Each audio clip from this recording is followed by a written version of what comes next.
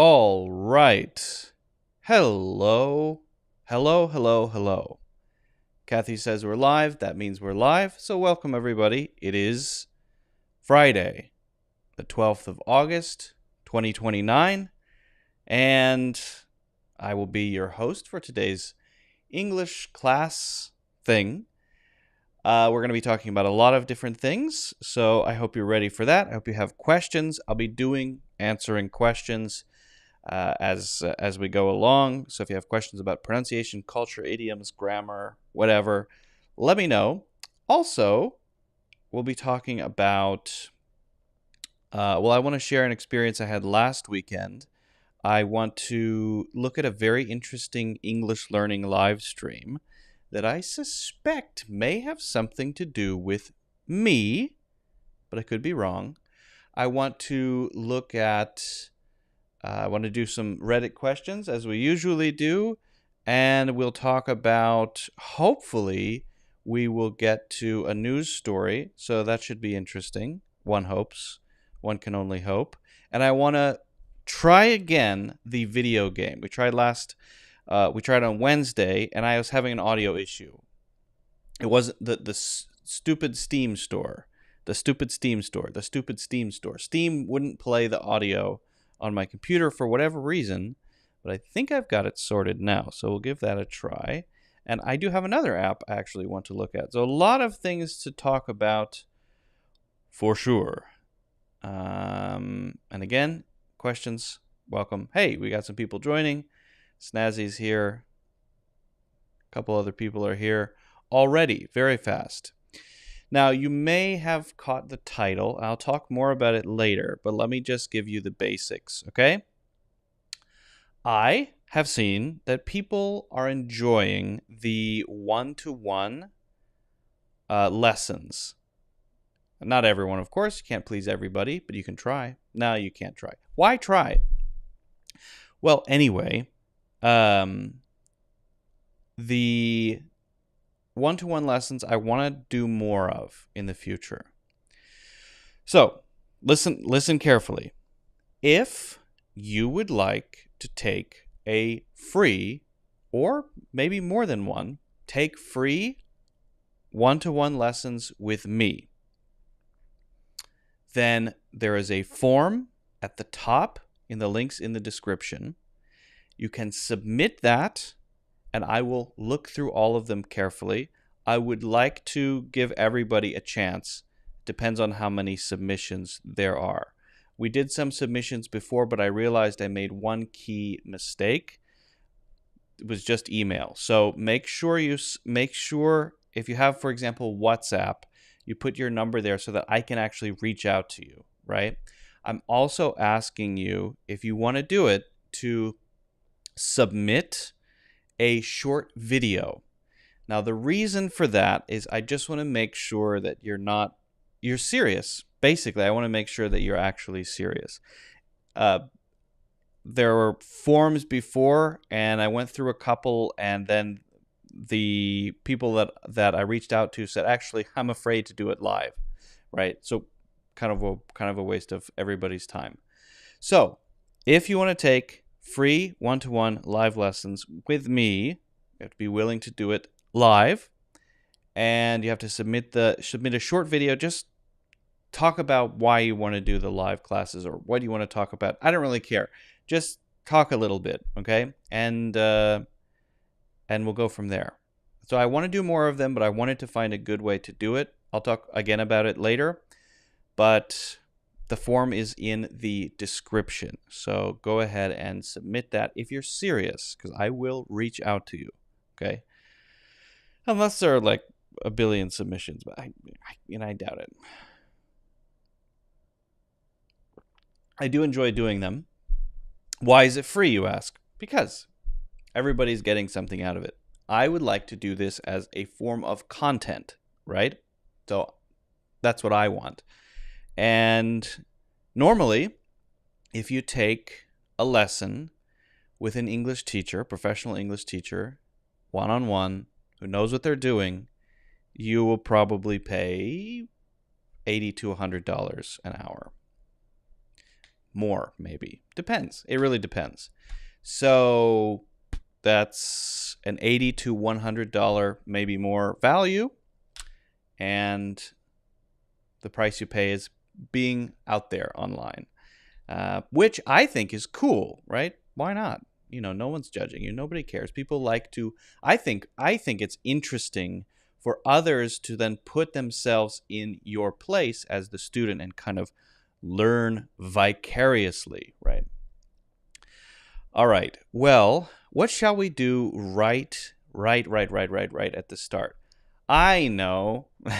Let's do what we did last time. And then I want to share something I did last weekend. But I think right at the start, I might make this a tradition. We'll see how it goes. If you were here Wednesday, you'll know what's about to happen. I'm going to reach down here and pull out my deluxe illustrated New Century Dictionary from the year 1957. Ooh. And this is a dictionary. This is a dictionary. It's significantly larger than my head. And it's from 1950. Well, copyright 1957, but there's another copyright 1952. And then there are other copyrights that are older, 1927, so I don't quite understand what that's about. Anyway, we're going to just flip through and find a word that I don't know. And last time we learned about divination using a key. And this time we're learning about, I'm just flipping through. This is unplanned. The problem is I know so many words. That's the problem. My vocabulary is truly vast. No, in fact, on every single page there will be words I don't know. Well, I know festoon, but festoonery is a form of that word I have not heard before. We'll skip that one. Let's see. Fescue. That one's an interesting one. Festinate. Let's see. I'm looking for one that sounds really interesting. We're in the F's. Oops, now we're not in the F's. Now we're in the C's. Let's see here. Congenital. Nope, I know that one. Congeal. Ooh, here's one. Okay. Confutable. And it seems to be related to confutation and confute. All right. CONFUTABLE.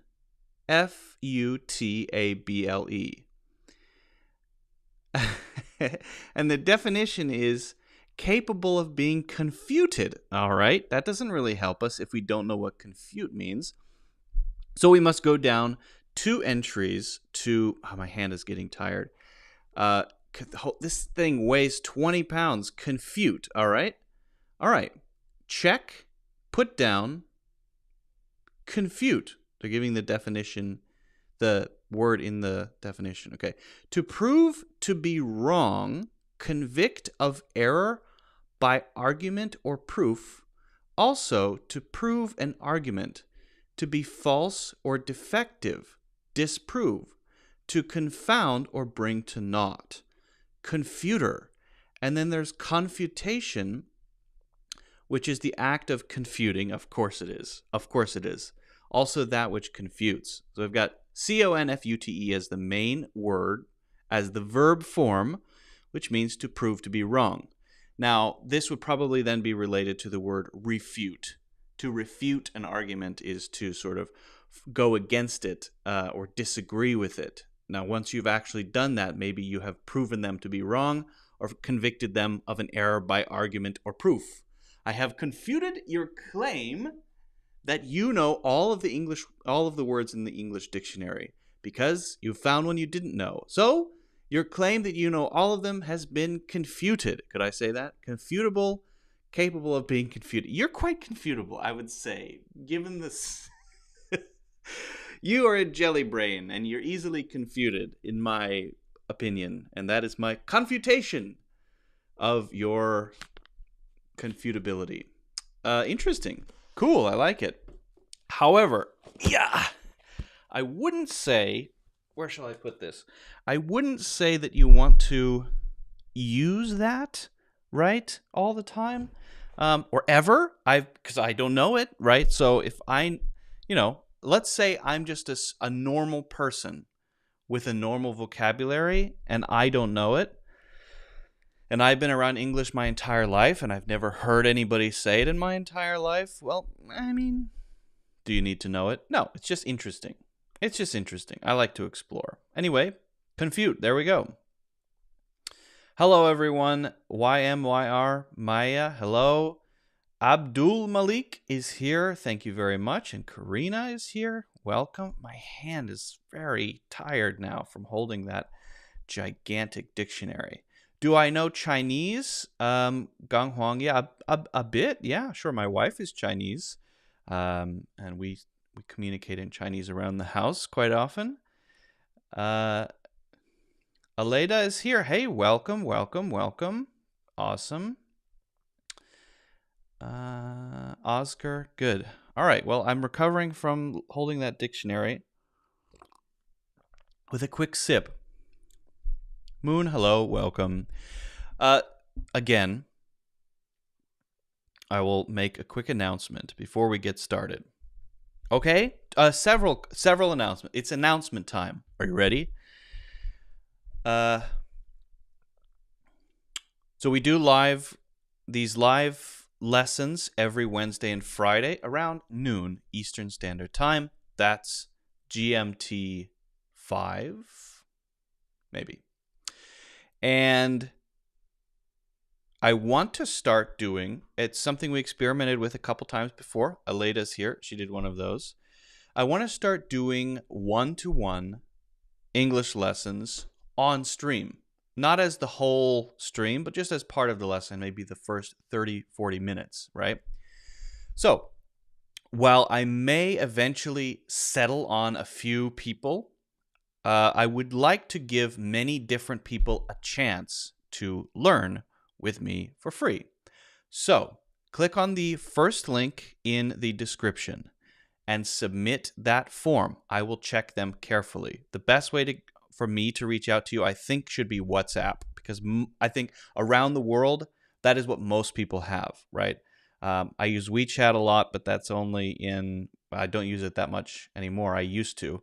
That's mostly in China, and, messages doesn't work for everybody. So WhatsApp is the most global one that I think many people have. Okay, so submit that and make sure you submit a short video, just talking to make sure that you're a real person. I know you're a real person, and that'll be a little bit more efficient for me. So if you're interested, you do have to agree to do this on stream with me. Okay, if that makes you feel nervous, good. Nervousness is okay.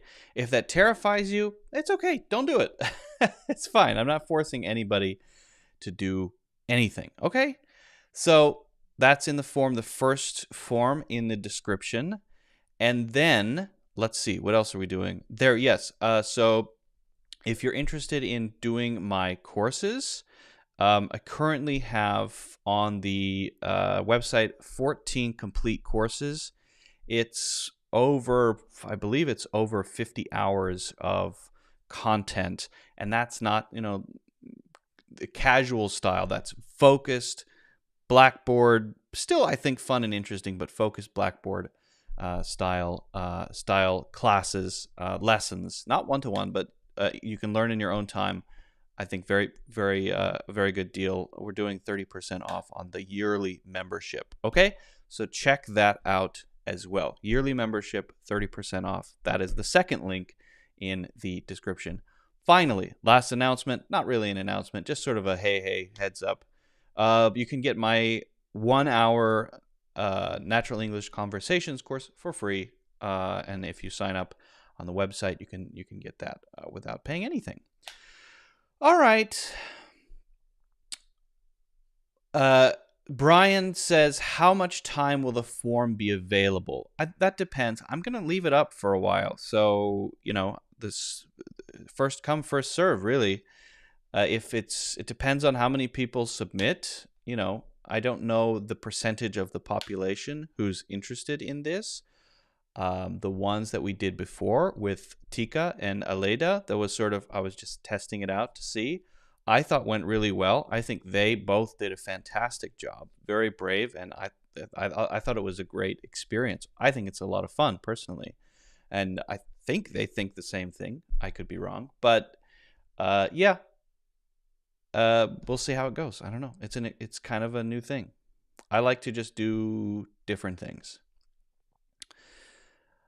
Hey Luke, should one always also ask, how are you? In return, sometimes I see in movies that people don't respond on it and just continue the dialogue. So they say, Alita says it was great. All right. I like that. Great to hear. We should do another one.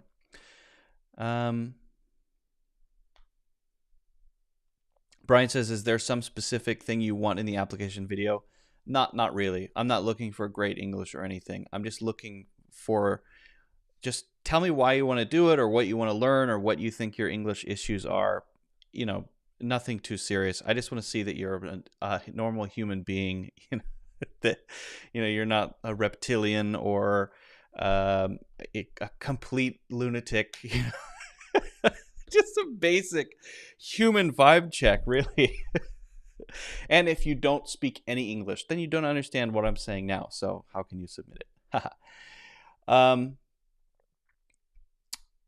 Yeah, let's I'll get to Vitaly. I will get to your question. I wanted to share something that happened last weekend. So one thing that happens in most of America that I'm not sure about everywhere, that you may or may not be familiar with, is the phenomenon of the county fair. The county fair. Now, the county, just for review, is smaller than the state, bigger than the city. You might have quite a few cities in a county and then many counties in a state. Last weekend, I went to the county fair in the county I live in, which I think includes, I actually don't know how many towns, maybe 10, maybe 12, maybe 20. I'm not sure. But I live in a relatively small town now in the Hudson Valley. And last weekend I went to the county fair. And I hadn't been to one of those in 12 years, but I used to go when I was growing up every single year to the county fair, a big, exciting event that happens in the summer, usually in August. So I just want to share a few of the things that you will encounter there as a way to kind of explore American culture, right? What kind of stuff do you see? Well, first of all, what's the purpose? I think it's mostly to have a kind of community event so that people can have fun and relax in the summer. And obviously people are making money on food and rides and things like that, but also the schools are involved. So every year there's this place called the fairgrounds, and many towns have, or actually should be in every county, there will be that county's fairgrounds. It's a big open space, and when the county fair happens, then they will hire companies who have rides and run county fairs to come and have those things available, right? But then they will also have events for the school districts in the county, often around artwork, often around raising animals and local things that they did, like charity events. So, for example, there was one barn full of beautiful chickens. People had raised chickens, and there was a sort of competition around the chickens. And I went around to the cages, and some of them had big blue ribbons on them.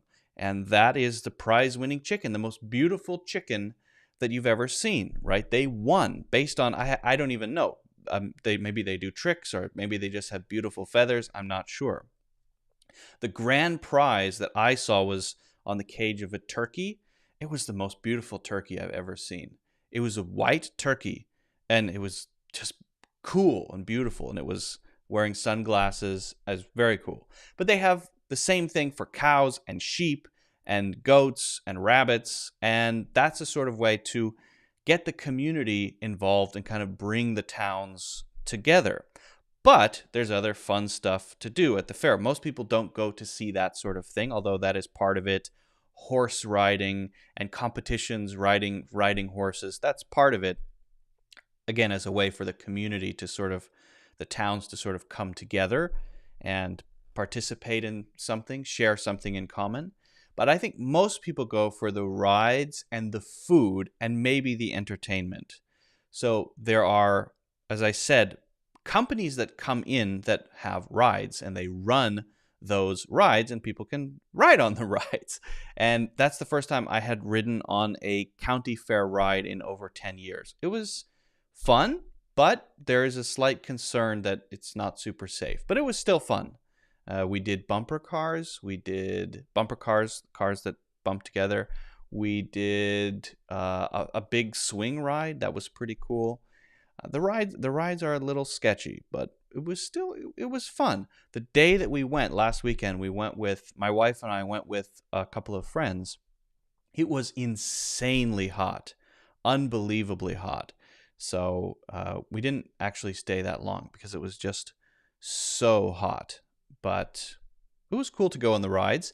The main reason I wanted to go was fair food. There are certain things you can only get at the fair.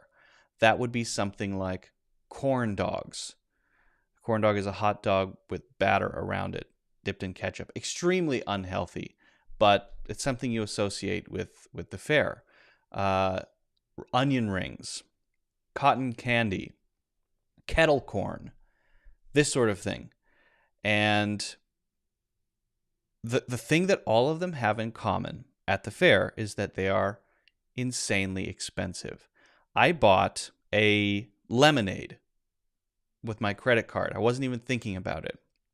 Just a cup filled with ice with one lemon squeezed into it and a little sugar added. And I didn't ask the price. I just gave them my card thinking, who cares? No big deal for this lemonade. And when I left, I checked my credit card charge and it was $15. $15 for a cup with some ice and lemon inside. That is insane. And then I got a corn dog for nostalgia. Nostalgia, the feeling of remembering the past. I got a corn dog. This is just a hot dog with some batter on it.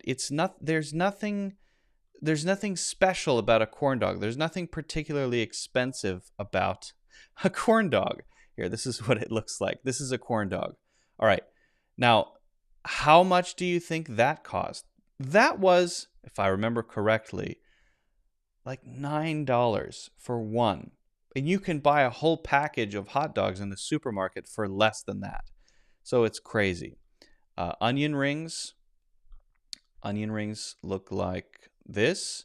Pretty good. I didn't actually get onion rings. I don't care to have onion rings because I can get those pretty much anywhere. And then cotton candy. Cotton candy is amazing. Well, no, it's not amazing. It's actually disgusting. I thought I liked cotton candy.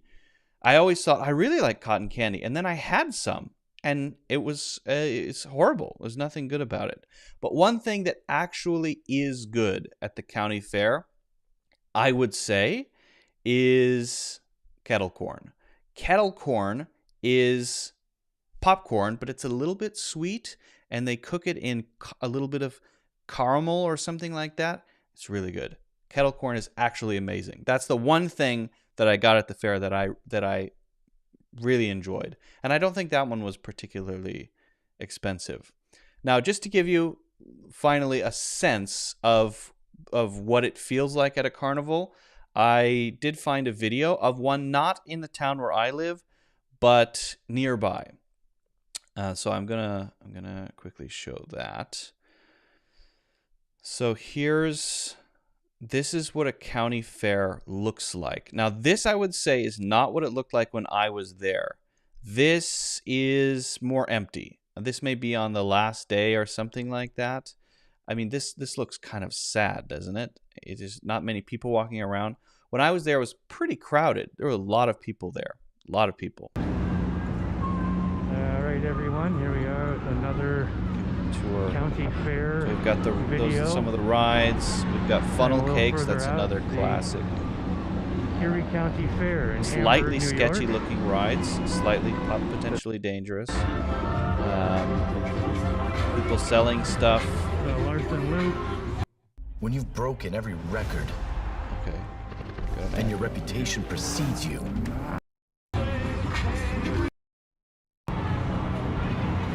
of Fire. Didn't see that ride. See, look at the rides. They're kind of, you know, they've been around a while. They look like at any moment they could sort of just fly off of there. That's part of the charm, I guess. Valley Fair. Let's see. Oh, they also do these games. You can win prizes like stuffed animals at the fair. I've heard that most of them are scams. Probably they're rigged so that you're unlikely to win, so that they just take your money. I don't know if that's true, but I wouldn't be surprised. No. Yeah, this is pretty close to how it was last week. They have interesting. This is called a Ferris wheel. I don't really understand the point of a Ferris wheel because it's very slow and it just goes around for a while. I don't know. Maybe it's fun. I like roller coasters, but like big roller coasters, huge roller coasters. Anyway, that's what a county fair is like. Very similar to my experience, that video. Pretty much how it looked, but there were a few more people there. You could start a lemonade business here for $15. Yeah, but that's insane, right? Lemonade, I mean, that's unbelievable.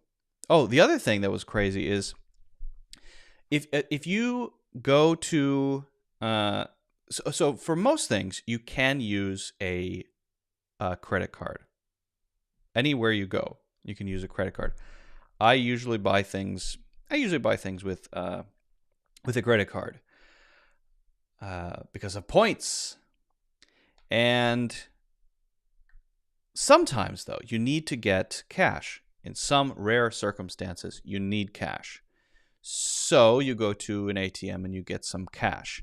If you go to your bank branch, then you just take out the cash that you need and you're good.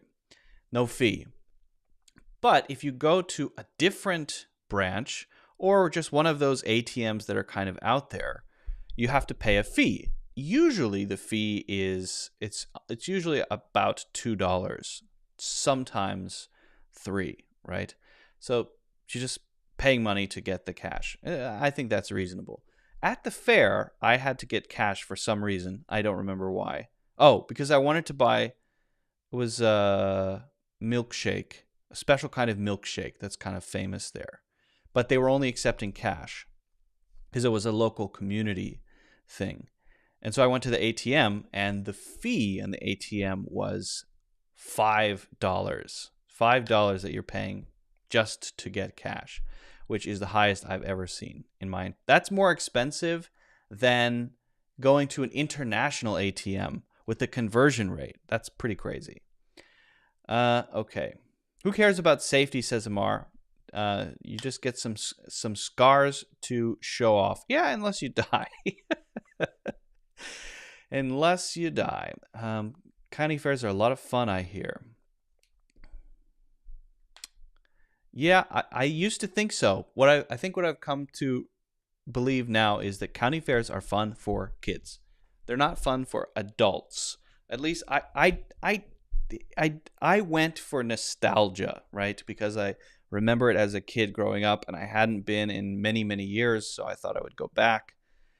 And when I got there, it was kind of sad, and I don't know. I realized that it's fun for kids, but maybe adults. Maybe I'm just an old man, a bitter old man. Who knows?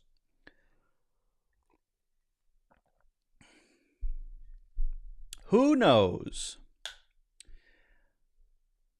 I think I can answer Vitali's question. Vitali. Hello, Corinne. Hello, everybody. BB says, I love your haircut. Oh, thank you. Thank you very much. I recently got my hair cut by my neighbor. I recently found out that the guy who cut my hair is my neighbor. Crazy. But I didn't know he was my neighbor until I went to get my hair cut. Okay, where's the question I saw earlier? Here we go. Vitaly says, "Hi, Luke. Should one always also ask, 'How are you?' in return? Sometimes I see in movies that people don't respond to it, and just continue dialogue. So they treat 'How are you?' just as a greeting." Okay. So I would say the answer is sometimes. It's a little complicated. So let's take two: how are you and what's up? All right. If I say how are you to you and you say nothing, that will be strange. Let's say this is a very casual situation, right? Say, hey, how are you? If you say, I will assume you're in a bad mood or you're being rude or something like that. If you say back to me, how are you, without responding to my question, also strange, right? If we're in a hurry, it's a little different. If we're in a big hurry and we're passing each other and I say, hey, how are you? And you go, like that. That's okay because we're passing each other, right? But normally there is a lock and key sort of interaction with how are you. In most situations, you respond to how are you with a word that describes how you are, as long as it isn't negative, right? Because if it's negative, then it gets into a longer discussion. And if this is just a casual social interaction, usually we don't want to get into that, okay? So when I say how are you, in 90% of all social situations, you'll say something like, good, fine, all right, not bad, okay, great, fantastic, amazing, yeah, great, couldn't be better, wow, awesome. Well, don't say wow, that was a mistake. Awesome is okay. Don't say wow, awesome, just awesome. Amazing. Now, if you say not great, I'm not very good, I feel bad, I'm sad today, that's a problem usually in most situations, because then I'll say, oh, really? What's wrong? And then we have to go into all your problems. And really, I just came in here to do something quickly. I didn't want to get involved in that emotional explosion, right? So if we know each other and we're ready to have a conversation and the context allows it, and I say, how are you? And you say, not great. And I say, oh, why not? Then we can talk about it. But we have to know that that will happen. And you have to know that when you say that, I will ask the follow-up question. And we both know that the situation will allow that to happen. But most of the time, we don't want to do that. We just want the quick exchange. Like you say, a greeting, right? So if it's that greeting type and I say, how are you? Just say, good, fine, pretty good. But then you return it. You? How are you? How about you? I would say how about you and you are the most common follow-ups after you say good. Now, you can't just say you. How about you? How are you? Without first saying good, not bad, fine, great, right? So you first have to do that, then ask the next question. Should you say how are you? Probably not, because I already asked the question. So you should probably say instead, you? How about you? And you? Sometimes. And you sounds a little bit more formal. So that's how it usually goes. Now we have what's up as well. Hey, what's up? If you say what's up, then it's similar, but the response will be, instead of good or bad or fine, then you'll say, not much, nothing, something like that, right? A quick response, because what's up means what are you doing, right? What's going on? Now you'll hear variations of how are you, like how's it going? How's it going? How is it going? Same thing, good, fine, great, not bad, right? And you'll hear variations to what's up. You'll hear what's new, what's happening. Similar thing. You'll say, not much, nothing really, just having lunch. Cool. You? I'm hunting for dinosaur bones. Ooh, or whatever it may be. So hopefully that clarifies it. Yes, it is a greeting, but there is a lock and key, and it's not just a one-way thing. And what's up does not equal hey or hello unless in rare circumstances we're really just passing each other on the street and there's no time for any follow-up answer. Hey, how are you? Bye. Like that.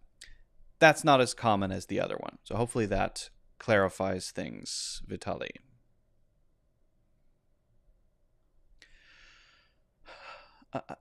I'm not submitting just to leave a spot for people who need the lessons more than me. Wow, Amar, the confidence of that. Amazing. So you're saying your English is perfect? Is that what you're saying? We could do. I think it would be interesting to do an advanced English lesson. If your English is way up there, even if it's native, maybe you're a native English speaker. Even if you're a native English speaker, I would like to try it because then we could do an advanced lesson, and that could be cool. That could be cool. Do you play any sports? I play golf. I play golf. I like golf. I play golf. I enjoy golf. Right now, it's a little too hot.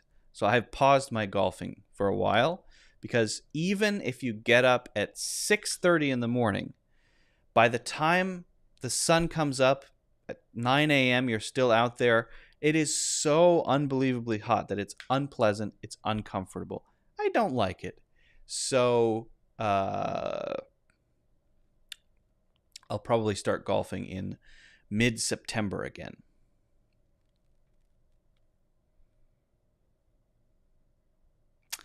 Hi, Luke. When lack is used as a noun, do you say a lack of or just lack of? Generally, it is a lack of. I have seen both used, so I'm confused. A lack of sleep versus lack of sleep. You lack sleep would be the way to say it like that. A lack of sleep would be the much more common way to do that. Usually we say a lack of. Very good question. A lack of. What does it mean giving away? Can I say Luke is the king of explanation, or am I a tiny exaggerator? No, I don't think that's an exaggeration. To the question, how are you? We can answer, I'm good. Yes, that's right. I'm just catching up here. Oh, wow. Some spam. Get the spam out of here. Spam, bad. Report spammers. If it comes back, I'll jump on that, but I'm not seeing it anymore. Right now, what does it mean giving away? Giving away, to give something to others, maybe. Oh, that's my title, isn't it? Right. Amar, sounds like you need help. Let's do it.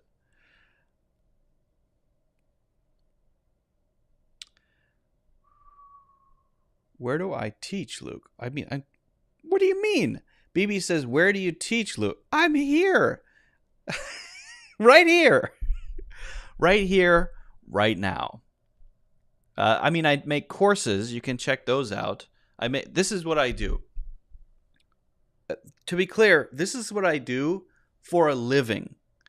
I make courses for English learners, and that is my job. That is where I teach. You know where they are. I talk about it all the time. And I make YouTube videos, and I do these. That's what I do. That's my job. I don't teach in any school.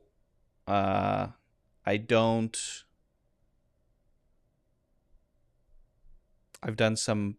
a little bit of public speaking. I don't teach in an academy. None of that. Nothing like that.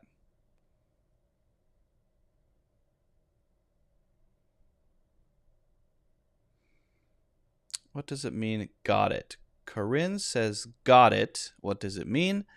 Got it means I understand. It's very informal, right? If you say got it, It's sort of like, I comprehend what you're saying. I understand what you're saying. Usually. Actually, this is an interesting one to explore. When we use got it, we might mean understand, but we might mean something else too. It's a short one, but it has a few variations. So a couple of examples. I explain a word to you. Right? Maybe I explain the word pusillanimous. Means cowardly, fearful. Okay. And I give you some examples. I won't do that, but I give you some examples. And now in your head, you feel like you understand. And I'll say, do you understand? And you can say, I understand, but it feels a little formal. So instead you might reply, got it. You feel good about your understanding. It does feel informal to say that, but it's very common. Now, I might even, in the question, say, got it? Now, this is a unique one because when I say that, I probably won't say, do you got it? People don't really say, do you got it? They don't use the whole sentence. This is used as a short kind of phrase, not as a complete sentence. But very importantly, when I say it, the tone, the intonation of my voice must go like that. Got it? Got it? Got it? And then when you respond that you do understand, what I'm asking when I say got it is, do you understand? Same thing. Your response then should be intonation, falling. Got it. Got it. Got it. Got it. Got it. Got it. Got it. Good. Now, the other way we use this is for receiving things, whether it's a physical package or a text or a video or something like that. So let's say, I don't know if you use Venmo, the money transferring app. A lot of people here in the United States use Venmo, right? So if we have lunch together, what we usually do is maybe split the check. That's the normal thing for friends to do at lunch. Don't even need to ask. But I forgot to bring my wallet, you paid for lunch, and I'm going to send it to you on Venmo. So I send you $30 for lunch, and then I text you later, and I say, did you get that Venmo? And you say, got it. Got it means I received it, okay? But you could say that for text messages. You could say that for anything that you can receive. Now, what about things like getting diseases or infections? Yeah. Actually, you could use it that way. But you have to be kind of careful because it has that sort of informal sound. And if someone says, did you get COVID? You say, got it. That sounds weird, just the way that you say it. So there we might say something like, I got COVID. Right? I got COVID, maybe as a whole sentence. You could say, I got it. I got it. I got it. And that's a casual conversation. I just feel like it's a little bit less common in that sort of situation, and even less common as the diseases increase in severity, right? If someone says, did you get Japanese encephalitis? Got it. Well, if you got it, you'd be dead. So it gets into a weird territory there. So usually the common usage is for comprehension, understanding things, and the other one of receiving things, like my text or a video I sent you or a Venmo transfer or something like that. Are there any differences between hold on and hold up? Wow, the questions are coming faster than I can answer. Yes, there are differences. I will try to get to that one too. That's a good one. Corinne, I hope that answers your question.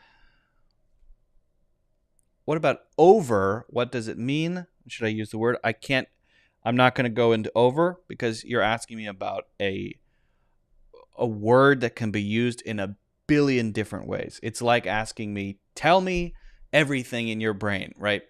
It's one of the, if you ask me about a word like that, I would have to sit down and think for 6 hours about all the different ways that over is used. I would say the best thing to do is, go to a dictionary website, type in the word over, and then get busy reading. The opposite of, Ivan says, what is the opposite of nod your head? This is an interesting one, right? So nodding your head is this action, which you do when you are listening and you want to show the other person that you're getting sleepy, right? Or you're paying attention, or to say yes, right? Do you want to go? That was a little creepy, maybe. But I could just continually nod when I want to show you that I'm listening carefully to what you're saying. If I do those facial expressions, if I ever am in a conversation with you in person and I do those facial expressions, it means I'm being sarcastic and I want you to finish talking because I'm bored. I usually do things, I try to often in real life situations do the opposite thing of what I mean, just because I think it's more fun. In real, I can say real life or real life conversations, I am usually extremely sarcastic, very rarely sincere or say exactly what I mean. Usually making a lot of jokes or making fun of something. I'm almost never a serious, sincere person who says what I really think. I don't know why I'm like that. I try to be much more sincere for these classes, but in real life I'm often not. Anyway, getting back to nod. So you nod your head to agree, you nod your head to show you're listening, right? But you can also nod off, which does mean you're falling asleep, like this. You've probably seen people do that on the subway or something like that. I see it all the time, where they nod off and they're on your shoulder then, like that. But then we have the other one, which is your real question, which is this, which is shaking your head, right? Now, we might shake our head for different reasons too. To shake your head like this is to give a very clear indication that you're against something. Do you want to go to the fair? It's too hot. It's too boring. I don't like the food. It's too expensive. Or you might shake your head in kind of an emotional response to a situation like this. And what are you saying with that? There you're expressing discontent or unhappiness or frustration. He shook his head in frustration. There I'm not saying no. There I'm saying, I can't believe I have to do this again. That sort of thing. And you could use shake there. It's usually slower, but both of them are shaking. Now that's different than sort of handshaking, shaking, but it's the same word. And there are a lot of different words for these head movements. Nodding and shaking are probably the two most common. Oh, someone says, what do I mean by the title of the stream? I'll just quickly cover that again, and then I want to jump into something else. All right. So, if you are interested in having a one-to-one English class with me for free, let's call it a $100 value. Why not? Sounds about right. Fill in the form, but make sure you complete the whole thing. If you don't complete the whole thing, I will not even look at it, okay? So if you complete 75% of it, but you miss one field, I won't even look at it.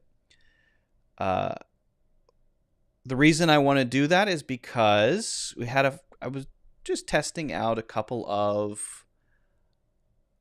we did a couple of classes, one with Aleda and one with Tika, who both did an amazing job in the classes. I thought it was a lot of fun. If you want to take a one-on-one class with me, we would talk about the kind of stuff you want to learn. I'll build a class for you, and we will do the class live. Okay? That's the rule. I won't do the classes with you not live. It's got to be live. That's why it's free, by the way. That's the reason it's free. So if you're interested in that and you agree to those conditions, fill in the form. Make sure you submit a video. The reason I ask you to submit a video, you can just talk about what you'd like to learn or what you think your main issues are. I just want to make sure you're a normal-ish, sane human being, not a bot or anything like that. Okay, so pretty straightforward if you're interested. Got it? All right. Alice Styles, what kind of exercises should I do to improve my English A2? There are a lot, so many that I would want to cover it in more depth in something like a course. I would recommend the course, and I'm being serious here. If you want to learn exercises for improving your English, my strongest recommendation would be this. Where's the course? Oh, wait a minute. Maybe it's not on this page. There is. Maybe I'll link it in the description. You can just search it. It's called.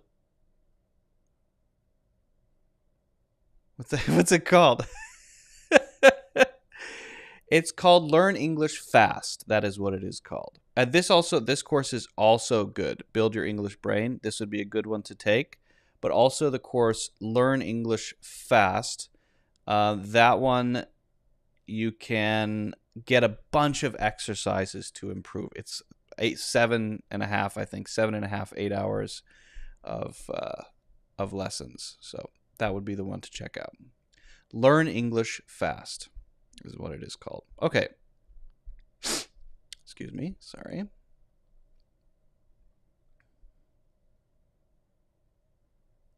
The form is in the description. First form in the description. That's where it is. Okay, what did I have? Okay, phrasal verbs. Yes, I want to talk about a couple of phrasal verbs. A couple of interesting phrasal verbs. Let me whip out the old blackboard. Why is this question still here?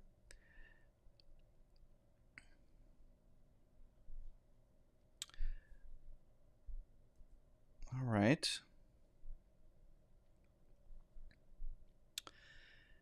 As you probably know, a phrasal verb is a phrase made up of a verb and a preposition, or a verb and an adverb. It's a short phrase. I've given the example of come across in the past, right? Come across. The interesting thing about them is that they have quite a few different meanings, or if they don't have different meanings, they're used in a lot of different ways. So the challenge is, how do you learn them so that you actually know them, so that you can actually use them, right? That's the challenge. The best way is to explore examples. So let's do that. We're going to talk about a couple of phrasal verbs, 2 exactly, for difficult experiences. What phrasal verbs can we use to talk about things that are hard in life? Okay, the 2 that we're going to talk about, go through, and we're going to talk about get over. Now you might know one meaning of these, but I think to really understand them, we should explore a few examples. So let's start with go through. Let's start with this one. Go through. And what the heck? Why did I write an E there? What's wrong with me? What a dingus. Okay, so let's explore how this phrasal verb is being used in these 3 examples, and I think that will give us a better picture to really understand it so that you can start using it. We went through training. Now, when you go through training, how do you feel about that? I don't know. You might feel great about it. It might be a difficult experience. It might be enlightening. It might be amazing. So when you use go through and just say something that happened, like training, like the steps of an application process, like a book without reading it carefully. We go through the book and read it casually, go through some training, go through the steps of an application. There is no sense of this being negative, difficult, or hard. You're simply going from A to, let's just call it Z. You're just moving along.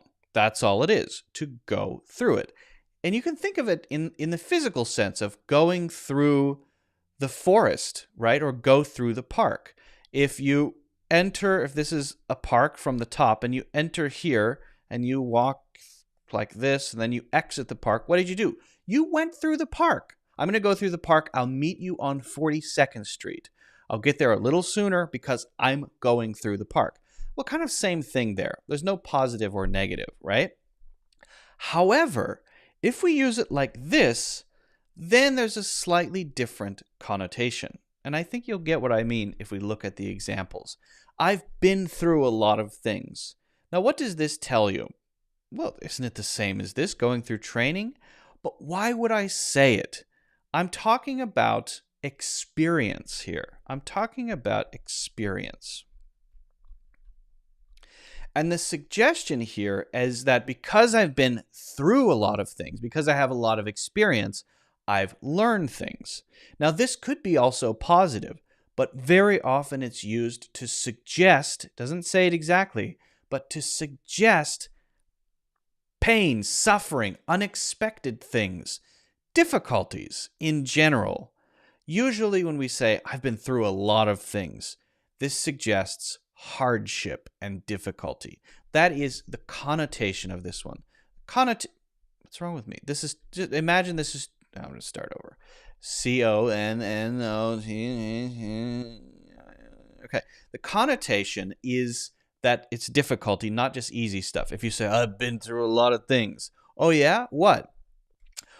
Everything is great. Everything in my life has been perfect. Well, then you wouldn't say that, right? So this has that feeling when we say it. That's what a connotation is. The feeling. Again, it could be just for experience, but often suggests difficulty. Now, you could be a little bit more, let's say, deliberate with this. Instead of things, you might say difficulties. I've been through many hardships, which are difficulties. All right, you get the idea. IPS. I'm running out of room there. So this one is pretty common. This usage is common. Go through the door and find out. Now we're back at something like this, but this is not movement from one to the other. This is just an opening, right? Go through that. Go through the door. Go through the window, right? Go through the program. So it's very similar to the first one. I think the interesting one is this one because it relies on the connotation. And it also might depend on the intonation you use. If I say, I've been through a lot of things. If you have any questions, let me know. So that sounds very positive and upbeat. I have experience to share. Oh, I've been through a lot of crazy things. Okay, crazy things, probably difficult things. And maybe you're about to tell me some interesting stories about your life, right? All right, so that's go through. It is very, very common. Now let's look at go over. Go over. Sorry, not go over. Now let's look at get over. That's what I meant to say. Get over. I may never get over how tone deaf you are. Okay.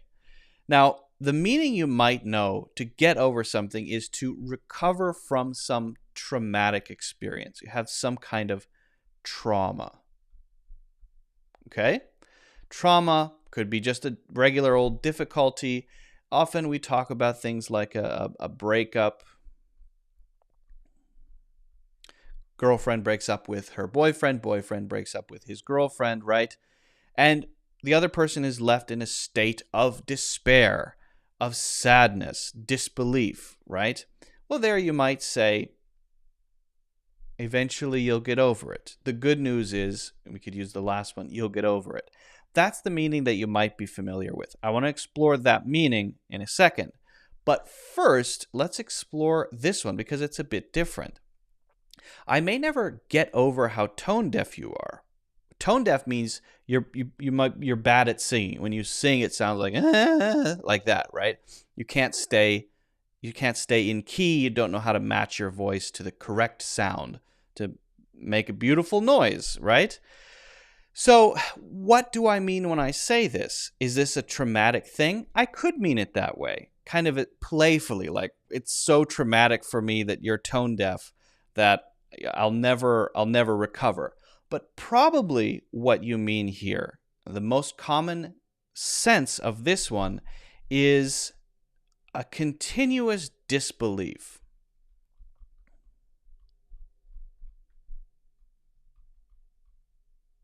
Oop, it's a B. All right, come on.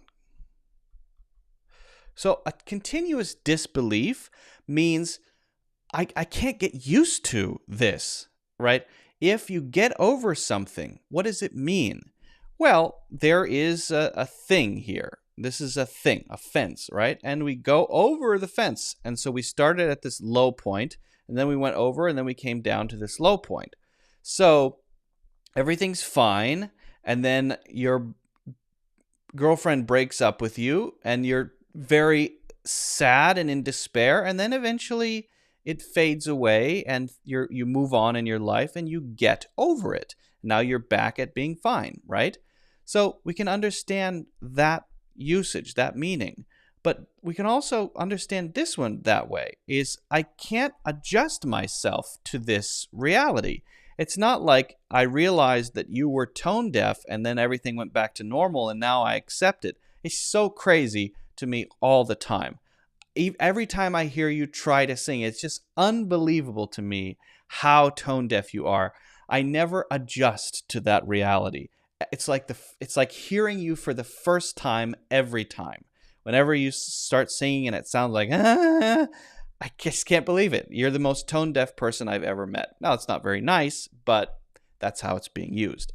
So anytime you want to express this feeling, right, you can use get over. It could be used in a positive way or a negative way. You could say, I'll never get over how talented you are. I'll never get over it. All right, that works too. Now let's go to the difficulty one that we're kind of hinting at here. It's tough to get over such a traumatic experience, and the good news is you'll get over it, right? Well, here we get the meaning, right? This thing is a difficulty. The breakup is a classic example, or the death of your pet frog, or whatever it may be, right? It's tough to get over a traumatic experience means I want to focus on the difficulty of this, right? But that I'm moving toward recovery. To come out the other side is to get over it. If you say, I'm over it, that could mean a sarcastic thing of I don't care anymore, but it could mean I feel better about it now, right? My pet frog, he was my best friend, and he died because he ate Fruit Loops, and frogs are allergic to Fruit Loops, and he passed away. How sad. I was traumatized for weeks, and then eventually I started to get over it. But it's tough to get over such a traumatic experience. It's difficult to recover from a traumatic experience, make it out the other side. Now, I mentioned over it. This could be about this. I think I'm kind of over it now. Or if you're in the process, you can say, I'm getting over it. I am getting over it. You're continually working on that, right? If you're over it, maybe it's completely gone. You don't think about your pet frog anymore. Or you used to like something, you used to be really into something, or maybe you were focused on something for a long period of time. You had an issue you really cared about, or something happened and you were really focused on that thing, and now you don't care anymore. I'm over it. I don't want to think about that anymore. I'm so over that. Okay? For maybe you used to love playing with yo-yos.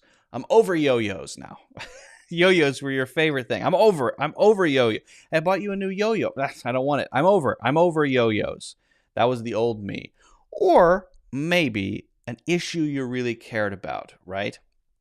And you used to be passionate about that thing, and now you kind of not focused on it anymore. I'm kind of over that. I'm over it. So, but that's getting away from the word get usually. Now, then this last one, the good news is you will get over it would be a common phrase that we would use to sort of encourage someone, give them a morale boost, help them see that there is light at the end of the tunnel. Okay? So, both of these are very common phrasal verbs. There are so many phrasal verbs out there. We have to take these one little bite at a time. And the reason we have to do that is that they're so kind of nuanced. They're so complicated in some ways that there are these connotations and these different meanings. So the best thing to do is explore examples. But then after that, the best thing to do, I'm tone deaf too. The best thing to do is make your own examples. Practice it.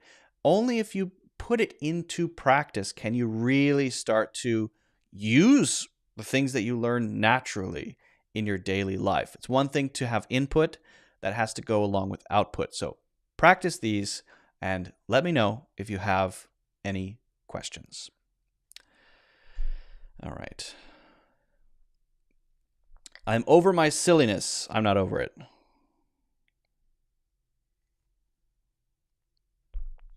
Amar says, you look like one of those crazy LSD. Yeah, that's what I was going for. I'm going to change the thumbnail later, but I wanted to do something a little crazy initially.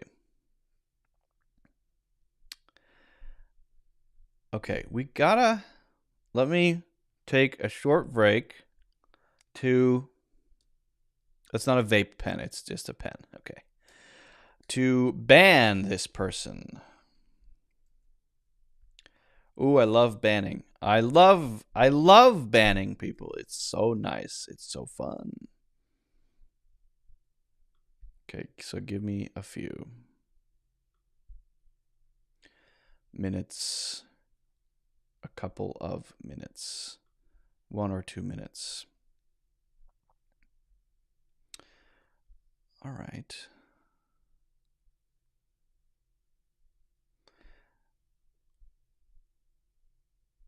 What weekend plans do all of you have?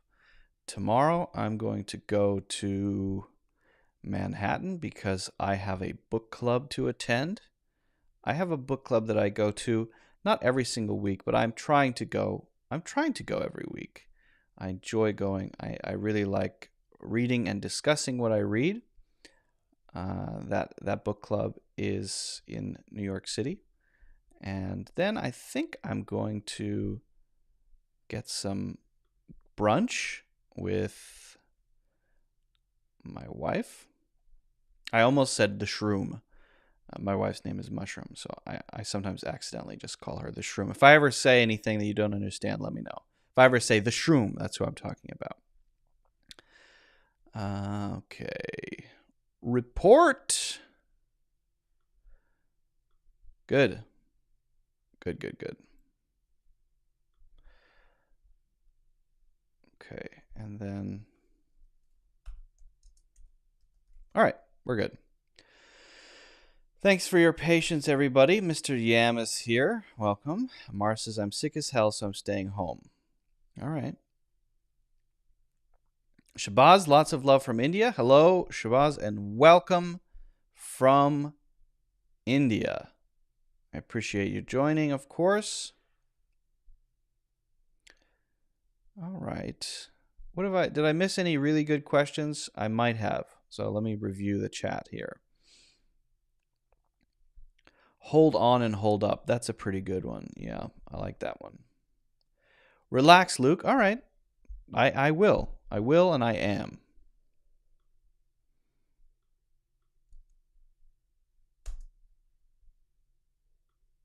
Okay. So Khan says, are there any differences between hold on and hold up? Yes, there are. Okay.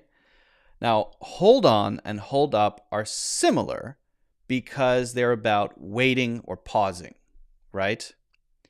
And in that sense, there are some situations where we could use either one. So, for example, right?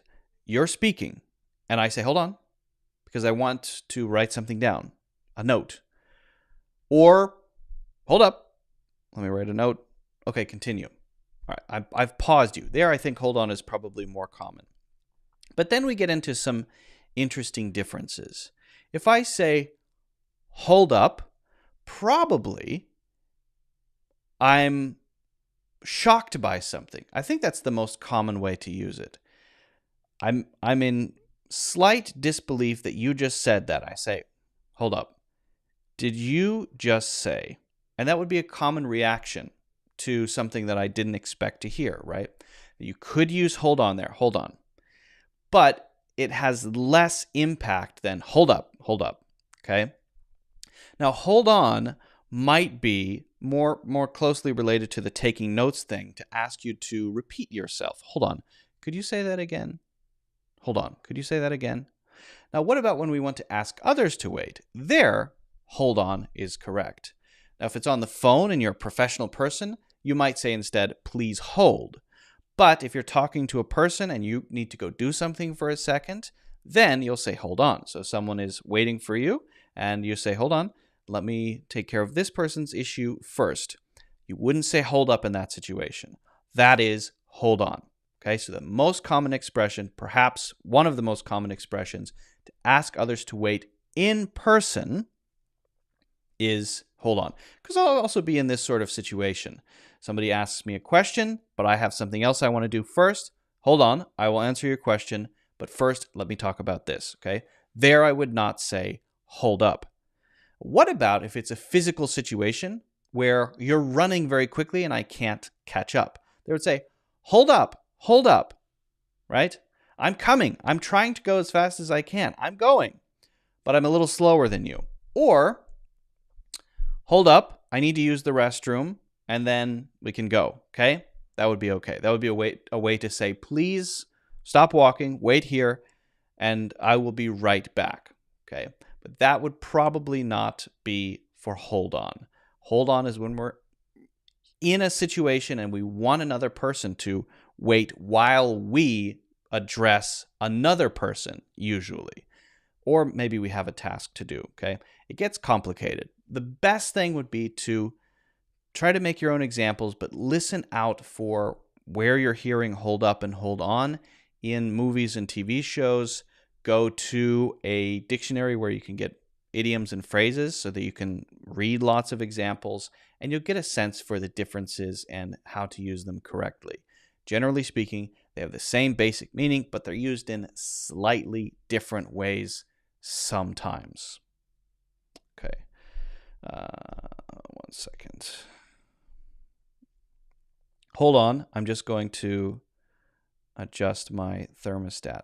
So there, I'm going to do something, and I need you to wait while I do that thing, right? So I'm looking at my phone here, and I need to push a couple of buttons. And then when I'm done with that, then I can resume. So hold on is the right one. Okay. Hold your horses. Similar? Yeah, similar. Okay.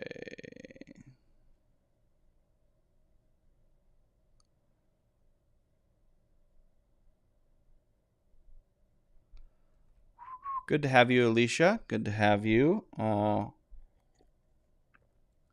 see I've got a question from Corinne and Vitali. Bibi,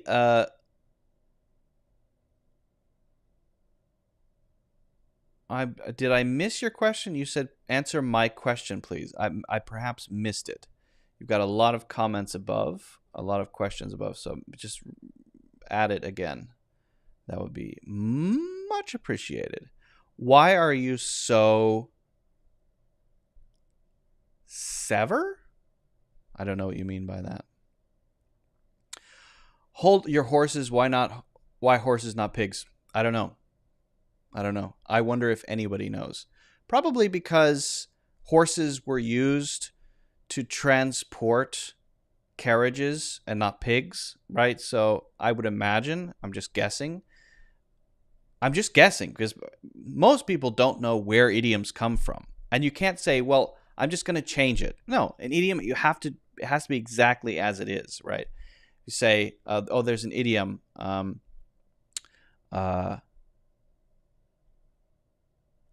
a ball. Have a ball means have fun, right?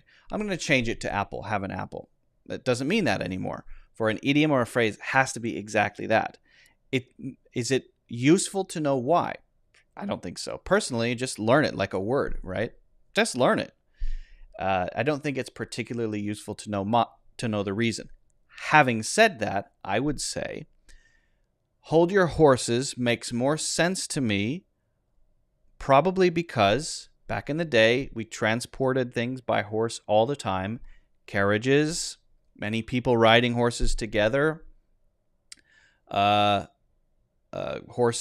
horse-drawn carts, things like that, right?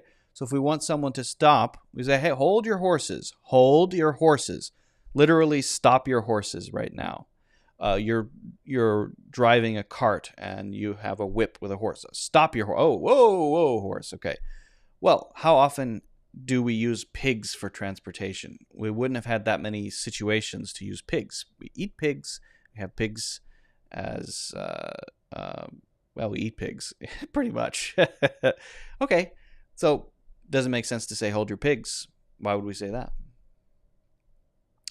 Yeah, donkeys are also used for transportation, but that didn't become the phrase.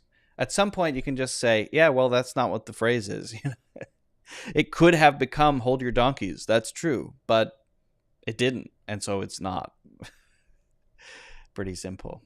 Sometimes it just is the way it is. Do you think you will ever run out of material for your courses at some point in your career? Absolutely not.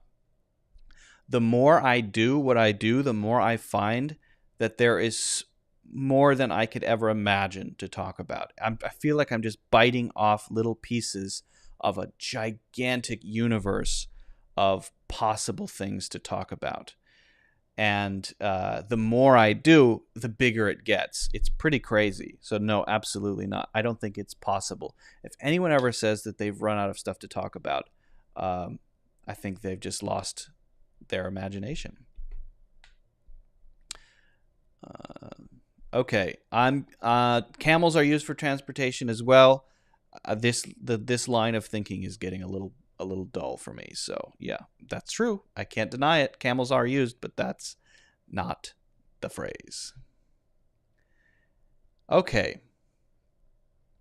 Well, about a year ago, I would say, actually, I'm not sure. Approximately a year ago, I rediscovered a very unknown English teacher that I had seen long before, back in 2011.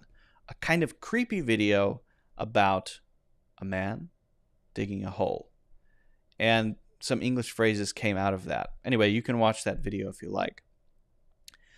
But it was very hard to find. I searched for weeks to find that video. Again, I had seen it in 2011, and I'd always thought about it. Where do I find that I'm digging a hole video? How can I find it? I found it. I was so excited, and then I made a video sharing that video.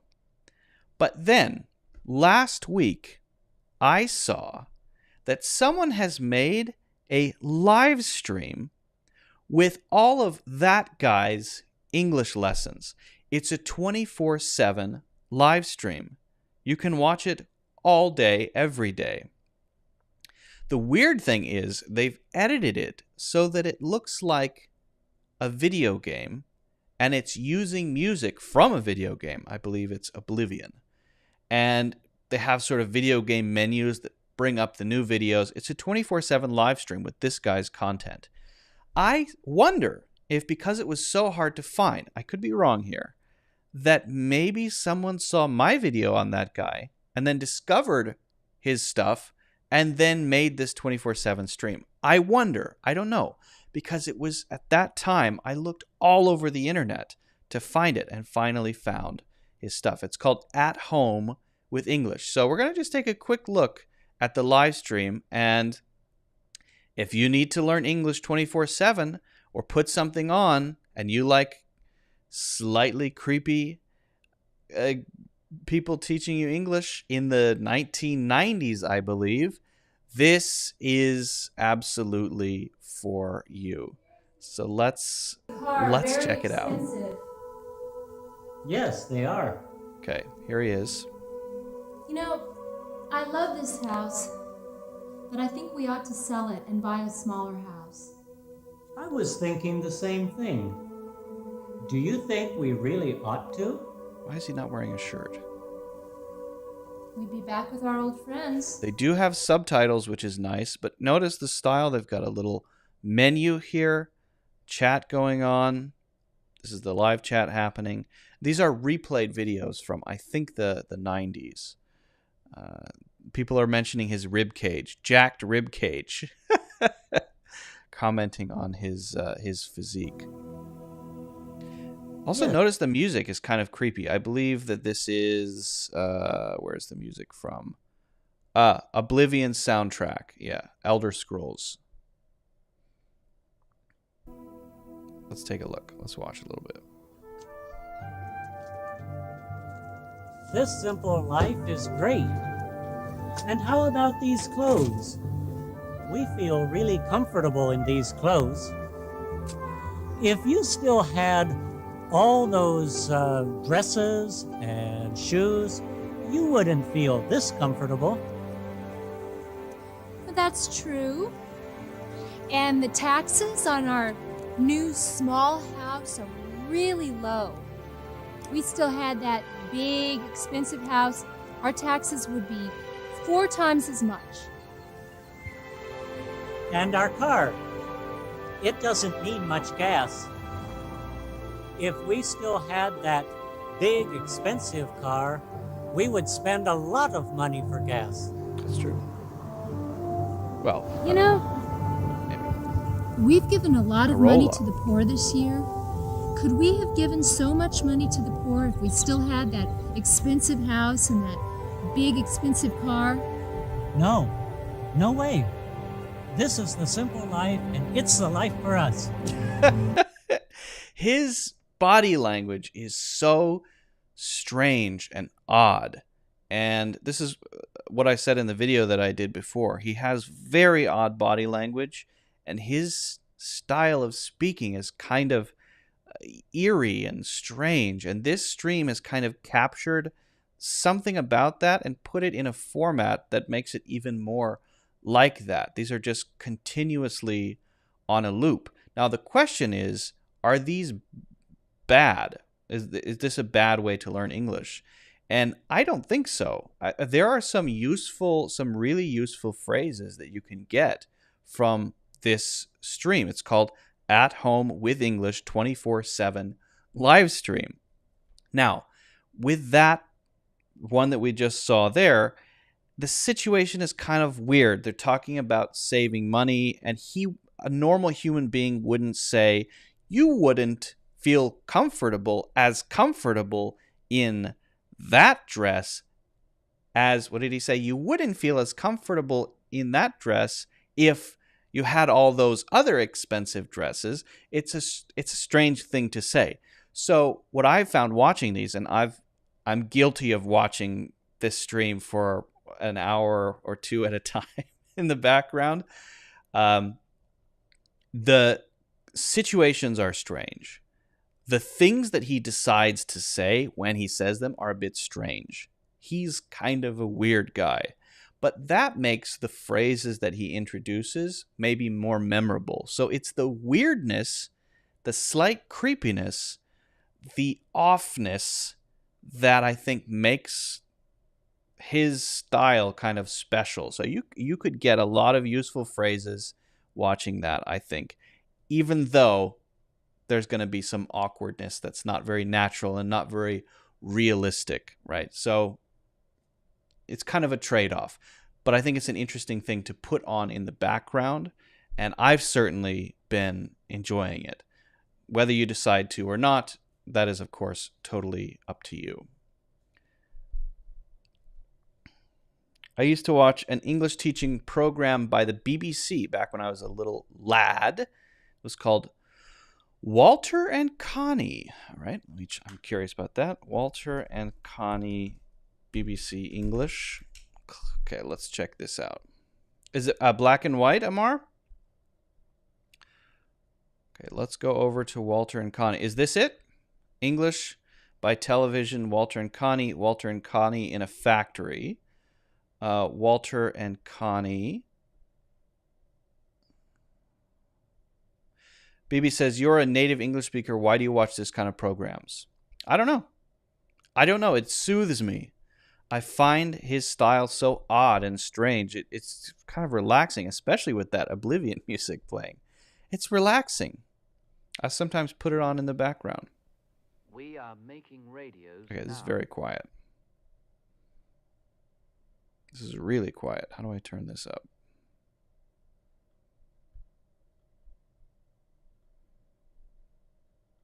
There we go.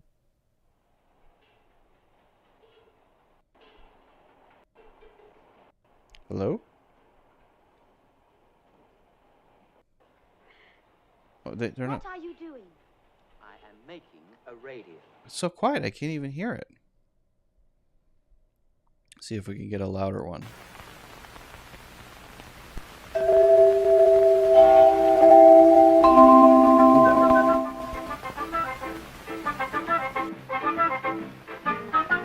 Connie and Walter, dining out.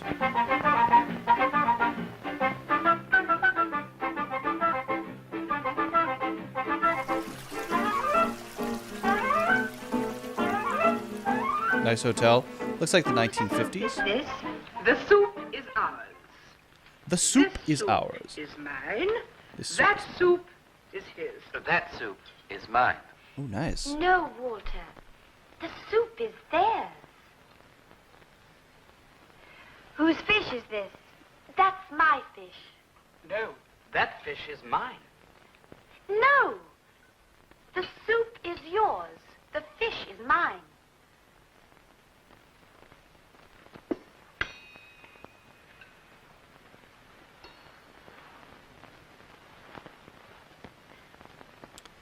The soup is mine. The fish is yours. What is he going to say? The suspense. Whose soup is that? Hers. Oh, that's his soup. That soup is his. His. Okay, that's his soup. Same thing. All right. Whose fish is that? That's her fish. It's the That fish is hers. Is hers. Whose table is that? It's the restaurant's table. That table is theirs. Oh, it's theirs. Yeah. Thank you. I like it. Cinema said NPC interaction. Yeah, I get the same sense with the at home ones. The at home with English. I get NPC vibes. And if you don't know what an NPC is, it's a non-playable character in a video game. I think that's the I'm digging a hole one. I feel like most other people besides me are NPCs personally, but yeah, I get the same vibes. The interesting thing about English learning videos in general, I find, is that you get that very artificial interaction with people, and then so you're getting on one hand the correct phrases. Like, for example, the fish is theirs. That soup is mine. That's correct. That's the right way to say it. It's a very natural way to say it. But in the context, it's not natural because you never have that sort of thing where the waiter is saying, whose fish is this? That fish is mine. No, that fish is hers. You never have that in real life. So the thing that I struggle with is that good for learning English if you're getting the right phrases, but it's in this very sort of artificial fake setting? I personally can't do it. What I think is maybe at a lower level, it's nice to have that sort of very slow, correct, that's mine. Billy and Bob went to the store. It's theirs. That sort of thing is good if you're at a very low level. I have tried to do that as an English teacher. I can't do it. Not because I'm not capable of doing it. I am capable of doing it, but I can't I can't live with myself when I do it. When I do it, I think it's so fake. I don't like it. But I don't know. I don't know. It just seems awkward. And I'm sure that everything I do is awkward anyway, but at least I don't know that it's awkward. And so I feel okay about it, right? It's the same thing with watching other English teachers out there. Other people have said, hey, check out this English teacher, check out that one. And when I watch it, it's just so awkward. And it's awkward for me to watch other English teachers' videos. I don't know why. It just is, with some exceptions. Mike he teaches a lot of Chinese learners. His name is Mikel. His videos are good because he does a lot of lifestyle things. But I don't know. I don't watch a lot of other teachers. All right. Can you invite a guest teacher and make a conversation? Yeah, I have a friend named Francis who's also a really good English teacher, and he teaches a lot of IELTS courses. His English courses I think are called Last Minute English. You can search that if you like. And he is my friend, and I would like to. We did a live stream I think 2 years ago, and I'd like to do another one. Because you're jealous? It's possible, BB. You might be right about that. Very possible. It's classic Jungian projection. Who knows? Amar says, I was so young back then, my mother would put Walter and Connie on TV just to let us get used to the English language. I think this helped me tremendously. That's great. I think whatever works, that basic stuff, is great. If you learn the phrases, you learn the phrases. Okay.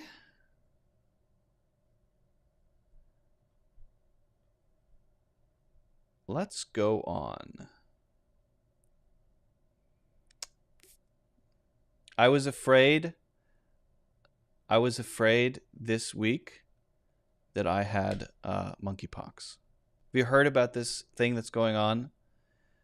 I woke up last Thursday and looked at my foot, and I had red spots on my foot. And then I looked at my other foot, and I had red spots on that foot. And I thought, what the heck is going on? Red spots? And they were kind of itchy. And I thought, oh no, monkeypox. It's monkeypox. You've probably heard the newest virus that's going on is monkeypox. It's not anything to actually be that nervous of because it doesn't spread by breathing like COVID does. So you can get it, but it doesn't spread as rapidly because it's not transmitted by breathing. What's that called? Oral transmission? No. I forget. It's not transmitted that way. So it's not monkeypox, but I was afraid that I had it. It turned out it was just I had some poison ivy because I had been walking barefoot outside and my foot rubbed against some poisonous plants. But then I saw today an article from the WHO, and I wanted to share that because I thought it was kind of funny. Kind of funny, kind of silly. So let's check this out. So the WHO is the World Health Organization, and they are telling people to stop attacking monkeys because of the monkeypox outbreak, which is ridiculous. And we're going to read through this article from NBC News. WHO warns people not to attack monkeys amid monkeypox outbreak. This is completely ridiculous. All right. Let's zoom in here a little bit. The World Health Organization is urging the public not to attack monkeys amid, this means during, the monkeypox outbreak, following reports that primates have been poisoned and killed in Brazil. Primates includes monkeys, apes, orangutans, us, human beings, are primates. They've been poisoned and killed in Brazil. Apparently, they think people believe that the monkeys directly are causing monkeypox. What people need to know is that the transmission, we often use the word transmission for diseases.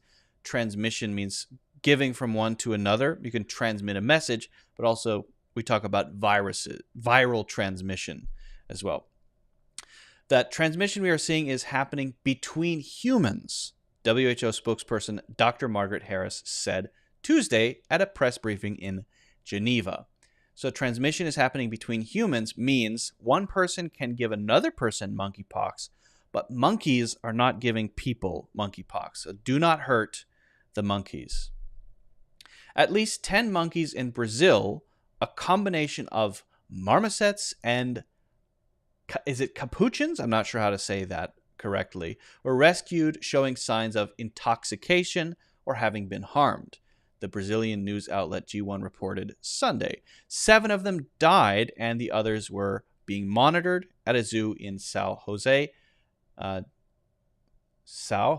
de Rio Preto in the state of Sao Paulo. Sao Paulo is in Brazil. This word intoxication is sort of like drunk or not acting correctly. Sometimes inebriation, intoxication. We would say someone is intoxicated if they've had too much to drink. And then being monitored would be any time someone is in critical condition or in an urgent condition, then we would say they're being monitored. They're actually connected to monitors, checking their heart, their blood pressure, their vital signs. You're being monitored. We use monitored more broadly too, but that's a common way that it is used. The environmental military police in Brazil believe the poisonings were perpetrated by people out of fear of monkeypox. Perpetrated means doing something bad. Perpetrate a crime, something illegal. In this case, killing monkeys, doing something wrong, right? The perpetrator, sometimes shortened to perps, the perp is the criminal, the person who did the bad thing. Are you a perp? Are you the perp? Who's the perp? Perpetrator. Perpetrator of a crime who perpetrated crimes. G1 reported. In response, the police have reinforced patrolling in woods. Reinforced means support or give extra help to. To reinforce something is to strengthen it or give it more backup in some way. Reinforce what? Patrolling. Patrolling is what police do. They go around in a loop like an NPC in a video game. They patrol. Well, you can patrol in a forest as well. Civil police in Brazil, meanwhile, are investigating whether the cases are criminal. Criminal means actually illegal. Is it illegal to kill monkeys? I don't know. In Brazil, I'm not sure. In the United States, probably. I would imagine it is. Maybe not. Some of the animal's organs are also being studied to determine their cause of death, according to G1. Did I say GI before? G1. The WHO declared monkeypox a public health emergency of international concern last month. Nearly 32,000 cases globally have been reported this year, according to the Centers of Disease Control and Prevention, aka the CDC. The concern should be about where it's transmitting in the human population and what humans can do to protect themselves from getting it and transmitting it, Harris said. They should certainly not be attacking any animals. So I think they're still studying exactly how it's transmitted. I believe, if I'm not mistaken, monkeypox is primarily an STD, or a sexually transmitted disease. Don't quote me on that, meaning that sexual partners can give it to each other. But I've also seen, I think I saw a John Oliver video where he said that, and he's not an expert, he said that you can get it from blankets as well. If someone slept in a bed and they had monkeypox, if you slept in the same bed, you could get monkeypox too. So that means we should be attacking beds. The recent report, or blankets. The recent reports of attacks on monkeys are not the only ones in Brazil, according to Denner Giovanni, the coordinator of an organization called Renctas, an acronym of the National Network to Combat Wildlife Trafficking. Trafficking is usually illegally moving things. You can be a drug trafficker if you want to. I mean, I don't recommend it, but you can be. Drug traffickers would carry drugs illegally across a border. You can be a human trafficker. Highly recommend you don't do that one. Very bad. That would be illegally transporting humans. That happens. That's a terrible phenomenon that happens and is often not talked about.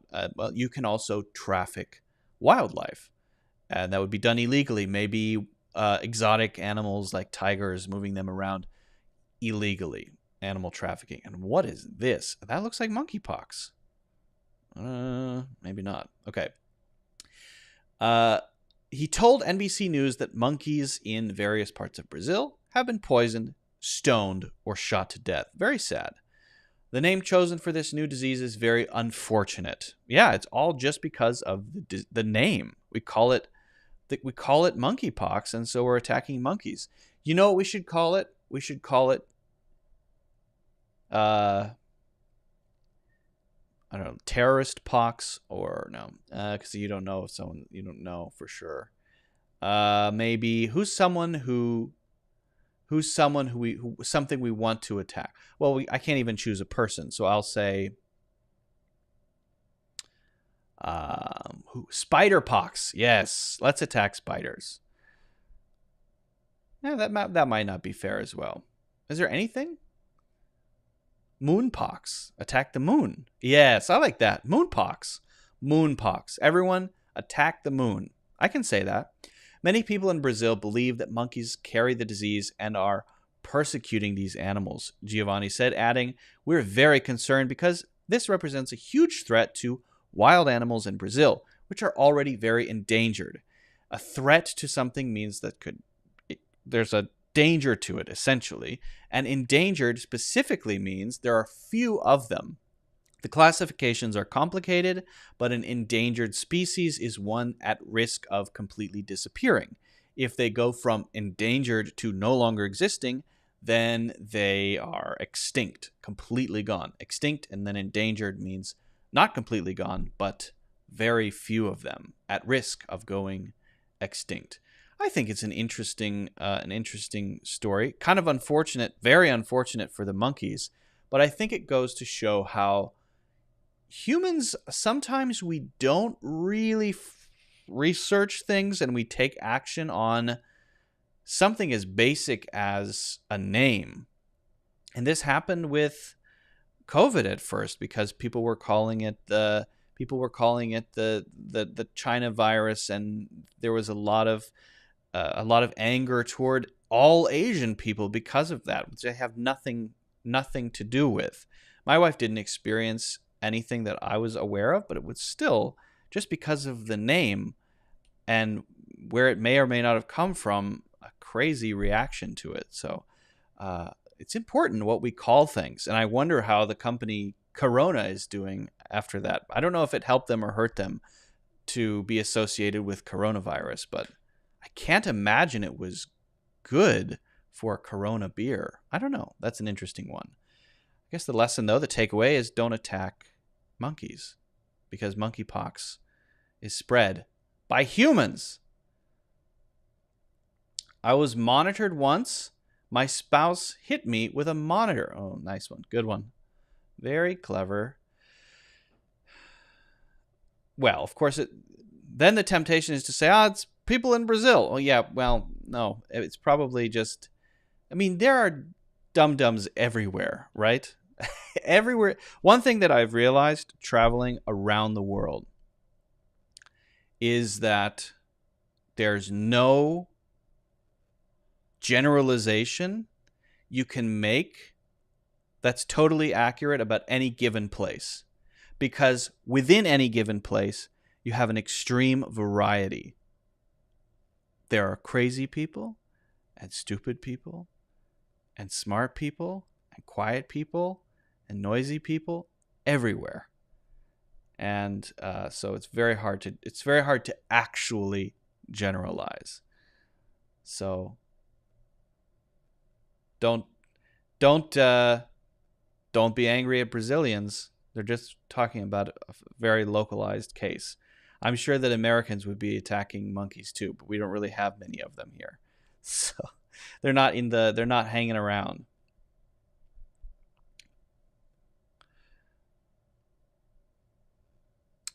What do you call the pimple that you get on your lips when you have a fever? I think you might be talking about a cold sore. A cold sore is often here or here, and it's not really a pimple, but it's a sore that breaks open. I've had a couple of them in my life. Super not fun. Super duper not fun.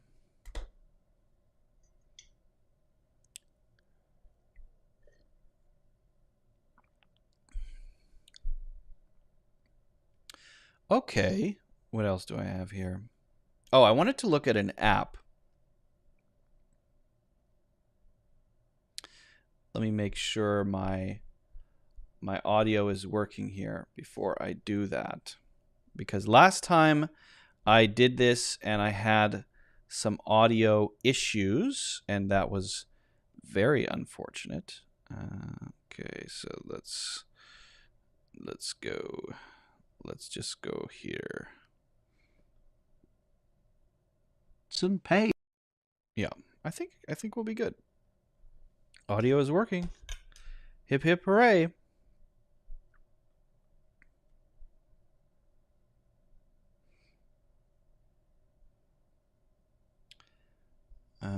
Wait. Is it though?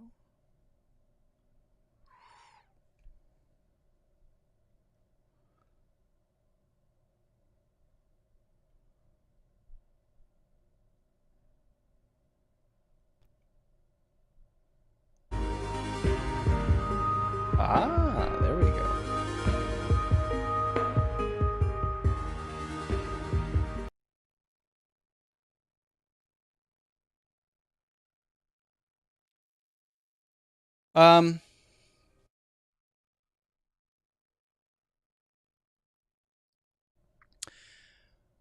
So I periodically check out apps for learning English to review them.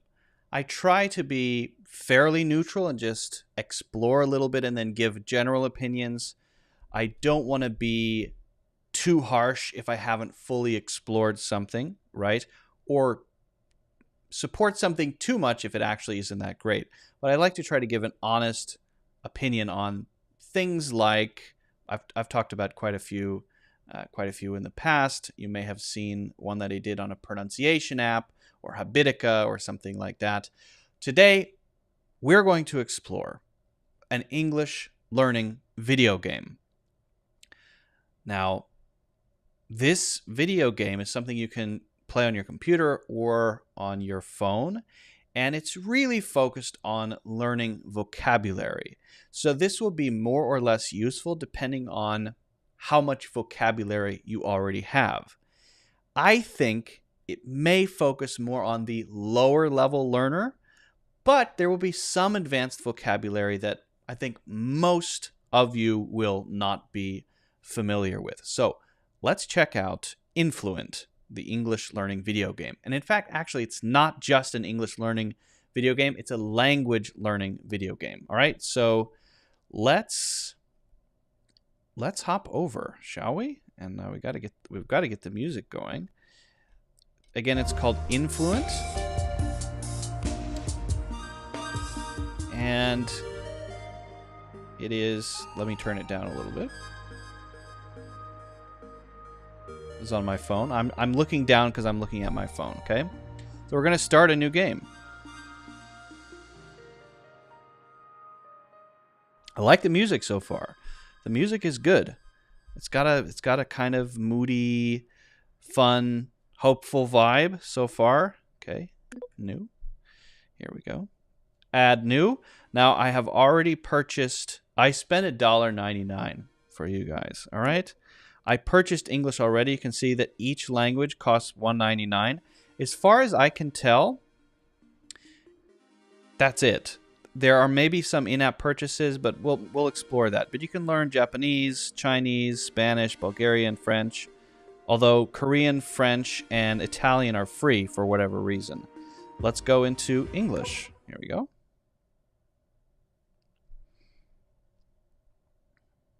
All characters and events in this game. Okay. I believe it's made by a Japanese studio. Hey, Firestarter. My name is Andrew Cross, and I'm an independent inventor. Recently, I developed an awesome handheld language learning device known as the Sanji Genji 10. I brought my prototype to Okay, so this is the backstory. I'm going to skip this because I think this is pretty long.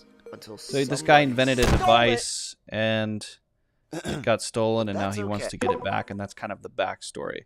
But I want to get into the game itself.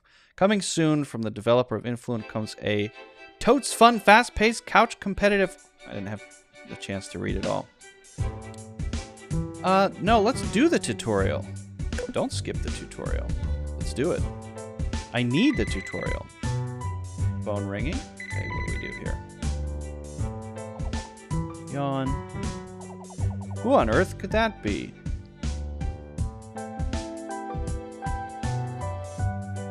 Okay, so what do I do here? Answer the phone. Hello? Andrew, is that you? Cough, maybe. Depends on who's calling. Andrew, this is Ellie from Technoglobe. You? You stole my thing. Look, I tried to stop her. She grabbed it off my desk. Okay, you know what? I am going to skip the demo. Said I wasn't. All right, here we go. So this is me. Great. It's bed. Zoom around. Nice. The controls are pretty good, pretty smooth. I also tried it on my computer, and it's pretty smooth as well. Okay, here we go. The walking is slow, but I guess because we're in a house. Okay. Okay, and then okay, let's walk over to the door.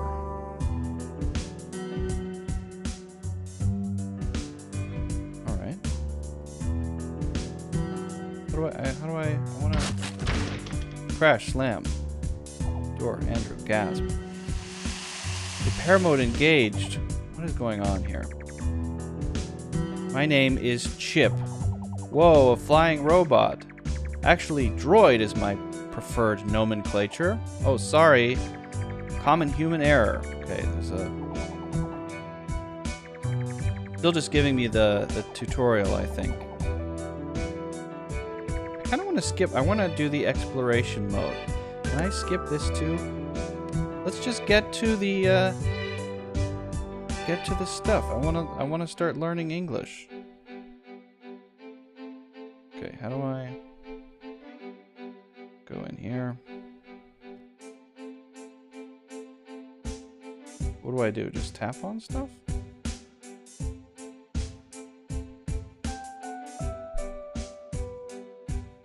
What the heck am I supposed to do?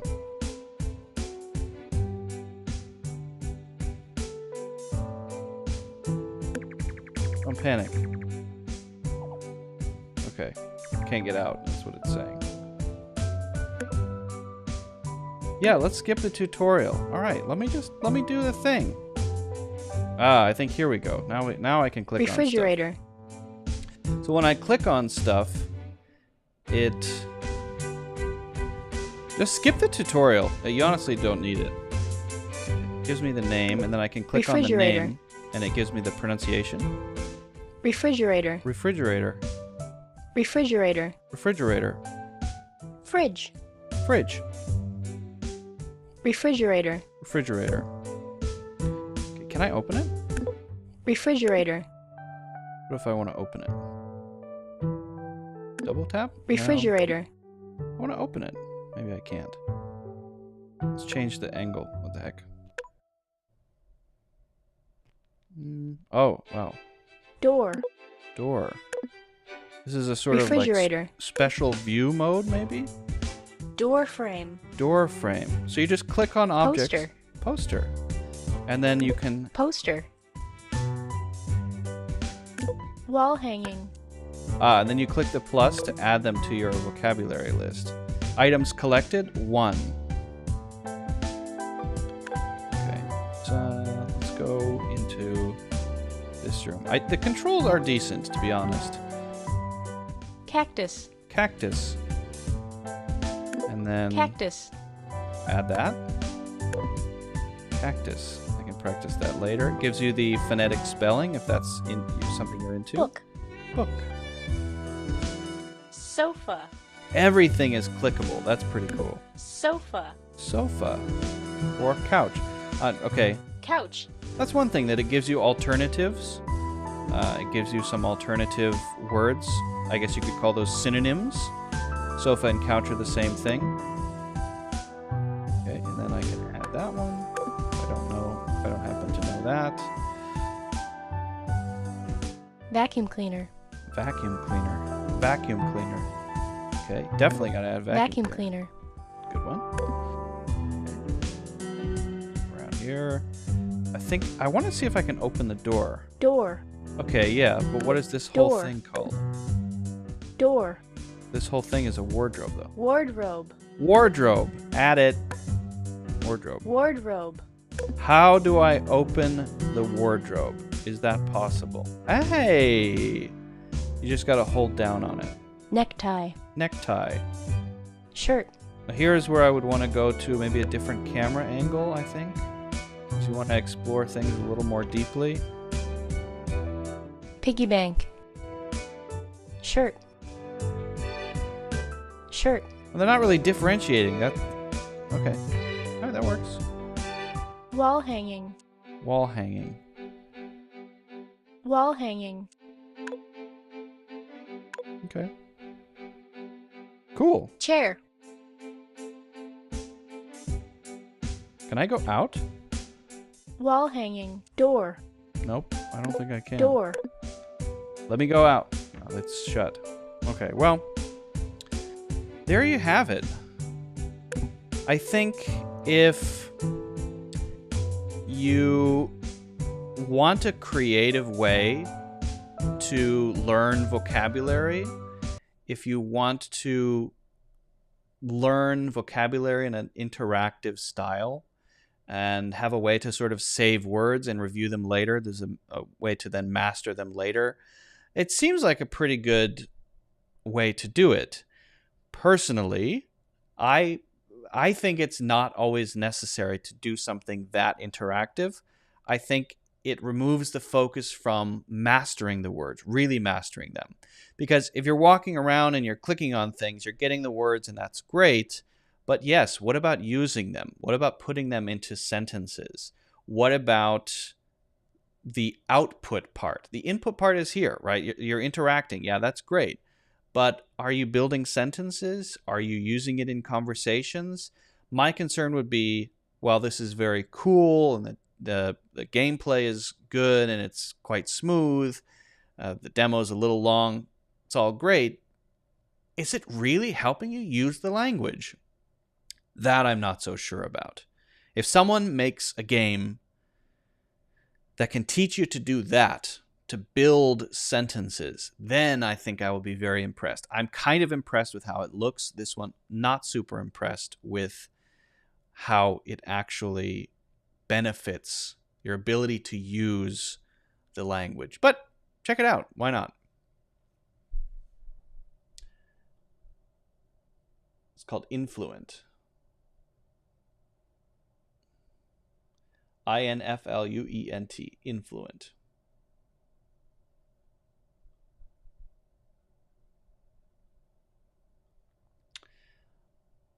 I guess while I'm on my phone, I might as well look at one other thing. Mad Libs. We've ever done Mad Libs before?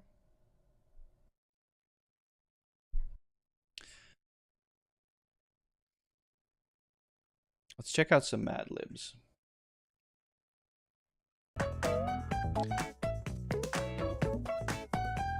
So,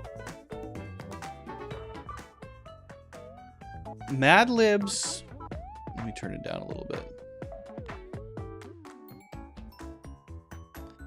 Mad Libs are a pretty classic way to use words creatively. You get to see kind of the impact of your creativity, but only at the end. You may have seen Jimmy Fallon do the Mad Lib sketches with celebrities, and those are pretty funny. They basically ask you to give different parts of speech, nouns, adjectives, place names, things like that, and then it all adds up to a story. And then once you have the story, you read it and it's funny. But it is a creative way to think creatively about words. Let's give it a try. Let's try out a Mad Lib. Why not? On my phone here. Okay, close. This is the Mad Libs app. Okay, I'm trying to get out of here. Let me get out of here. Get me out of the achievements area. Here we go. See all my books. 21 free stories. Let's do this one. And we'll do, let's do Magic, anyone? Let's do this one. A plural noun. That means more than one. Let's go with, onions.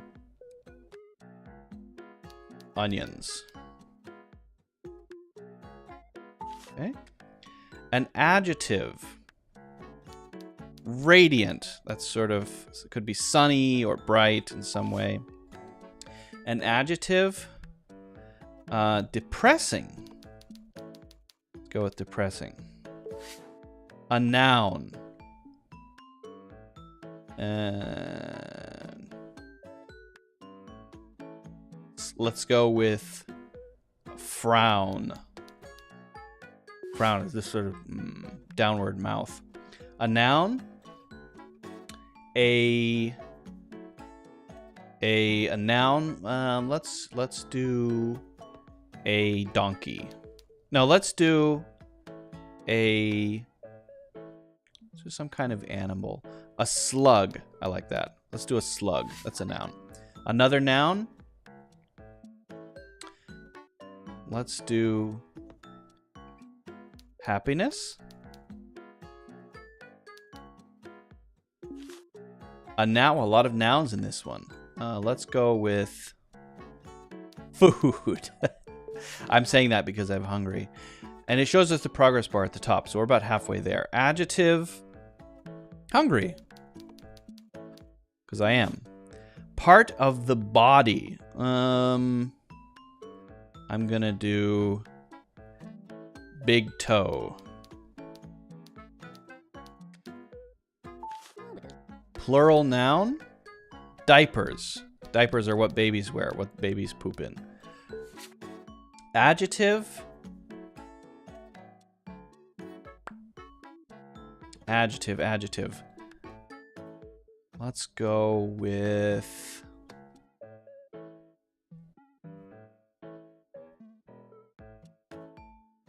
tiny. A noun. A fork. Adjective. Let's say European.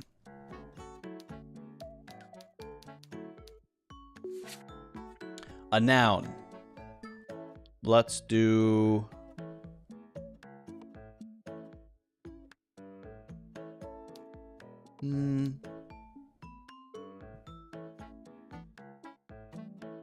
Tom Hanks. It's not a common noun, so I'll do actor. An actor. Part of the body, plural.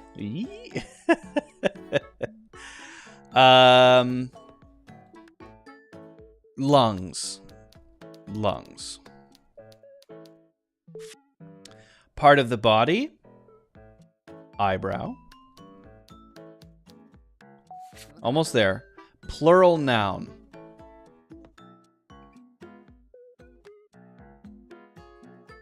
A plural noun? I'm going to do butts. I got to do it.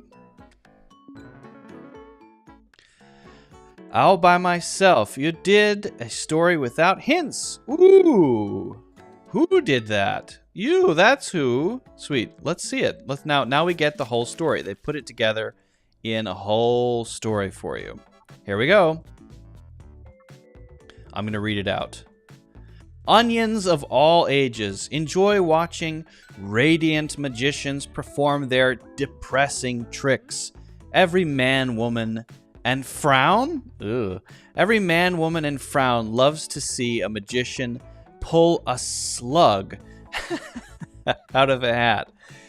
Saw a live happiness in half. Oh, saw a live happiness in half. What? Or make a huge food disappear into hungry air. That kind of makes sense.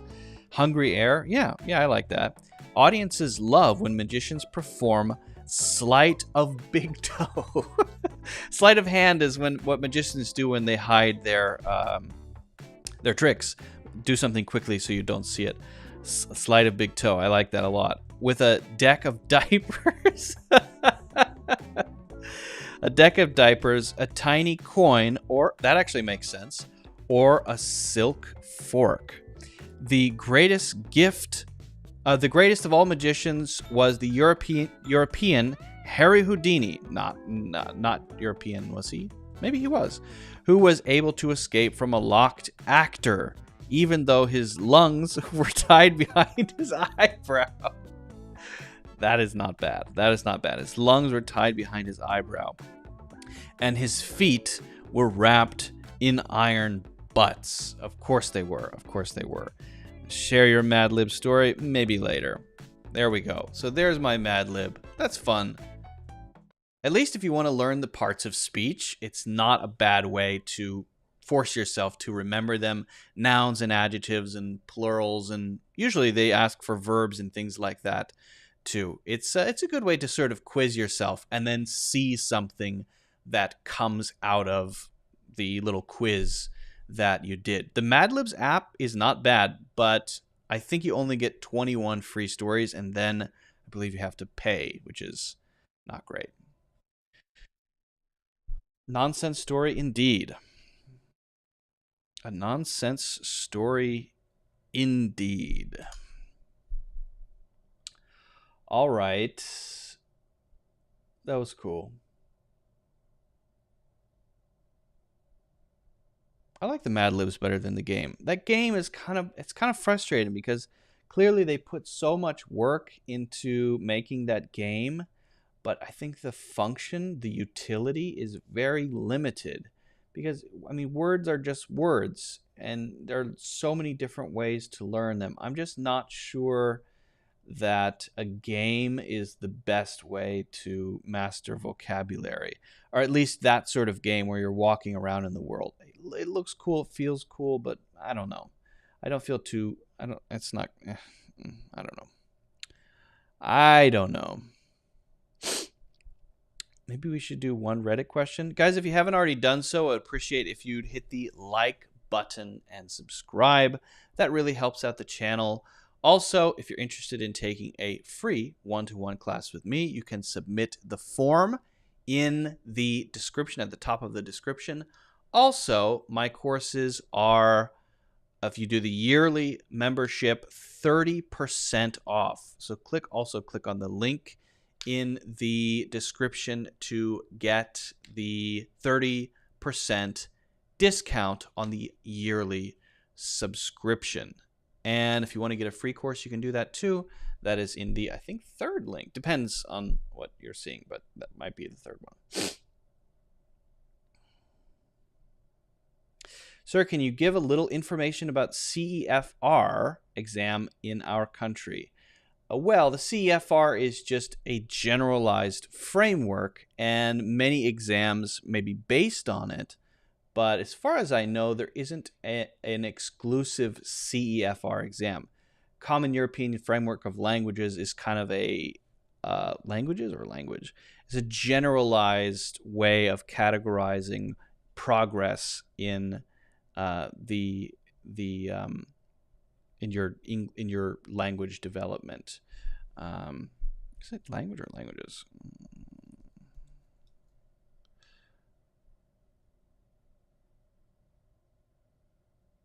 Common European Framework of Reference for Languages. Yeah. CEFR, Common European Framework Reference for Languages. Yeah. I knew I was missing something. And it just gives you the levels. Basically, it's a way to sort of sort it, right? No, CEFR is not like IELTS. IELTS is a specific exam, and the results may tell you something about where you are on the CEFR sort of scale. If you're a B1, B2, C1, C2, like that.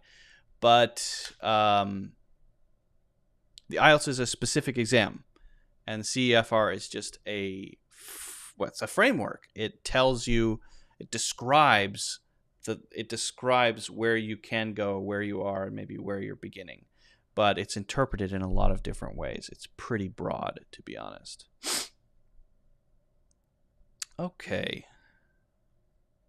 You know what? I think I'm going to skip the...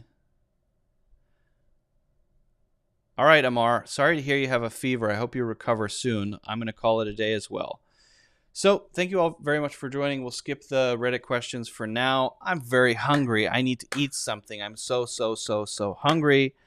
Again, I appreciate you all joining. Like button, subscribe. Thank you for the great questions. If I missed your questions, we'll try to get to that next time, Wednesday and Friday, around 12 o'clock, noon, Eastern Standard Time.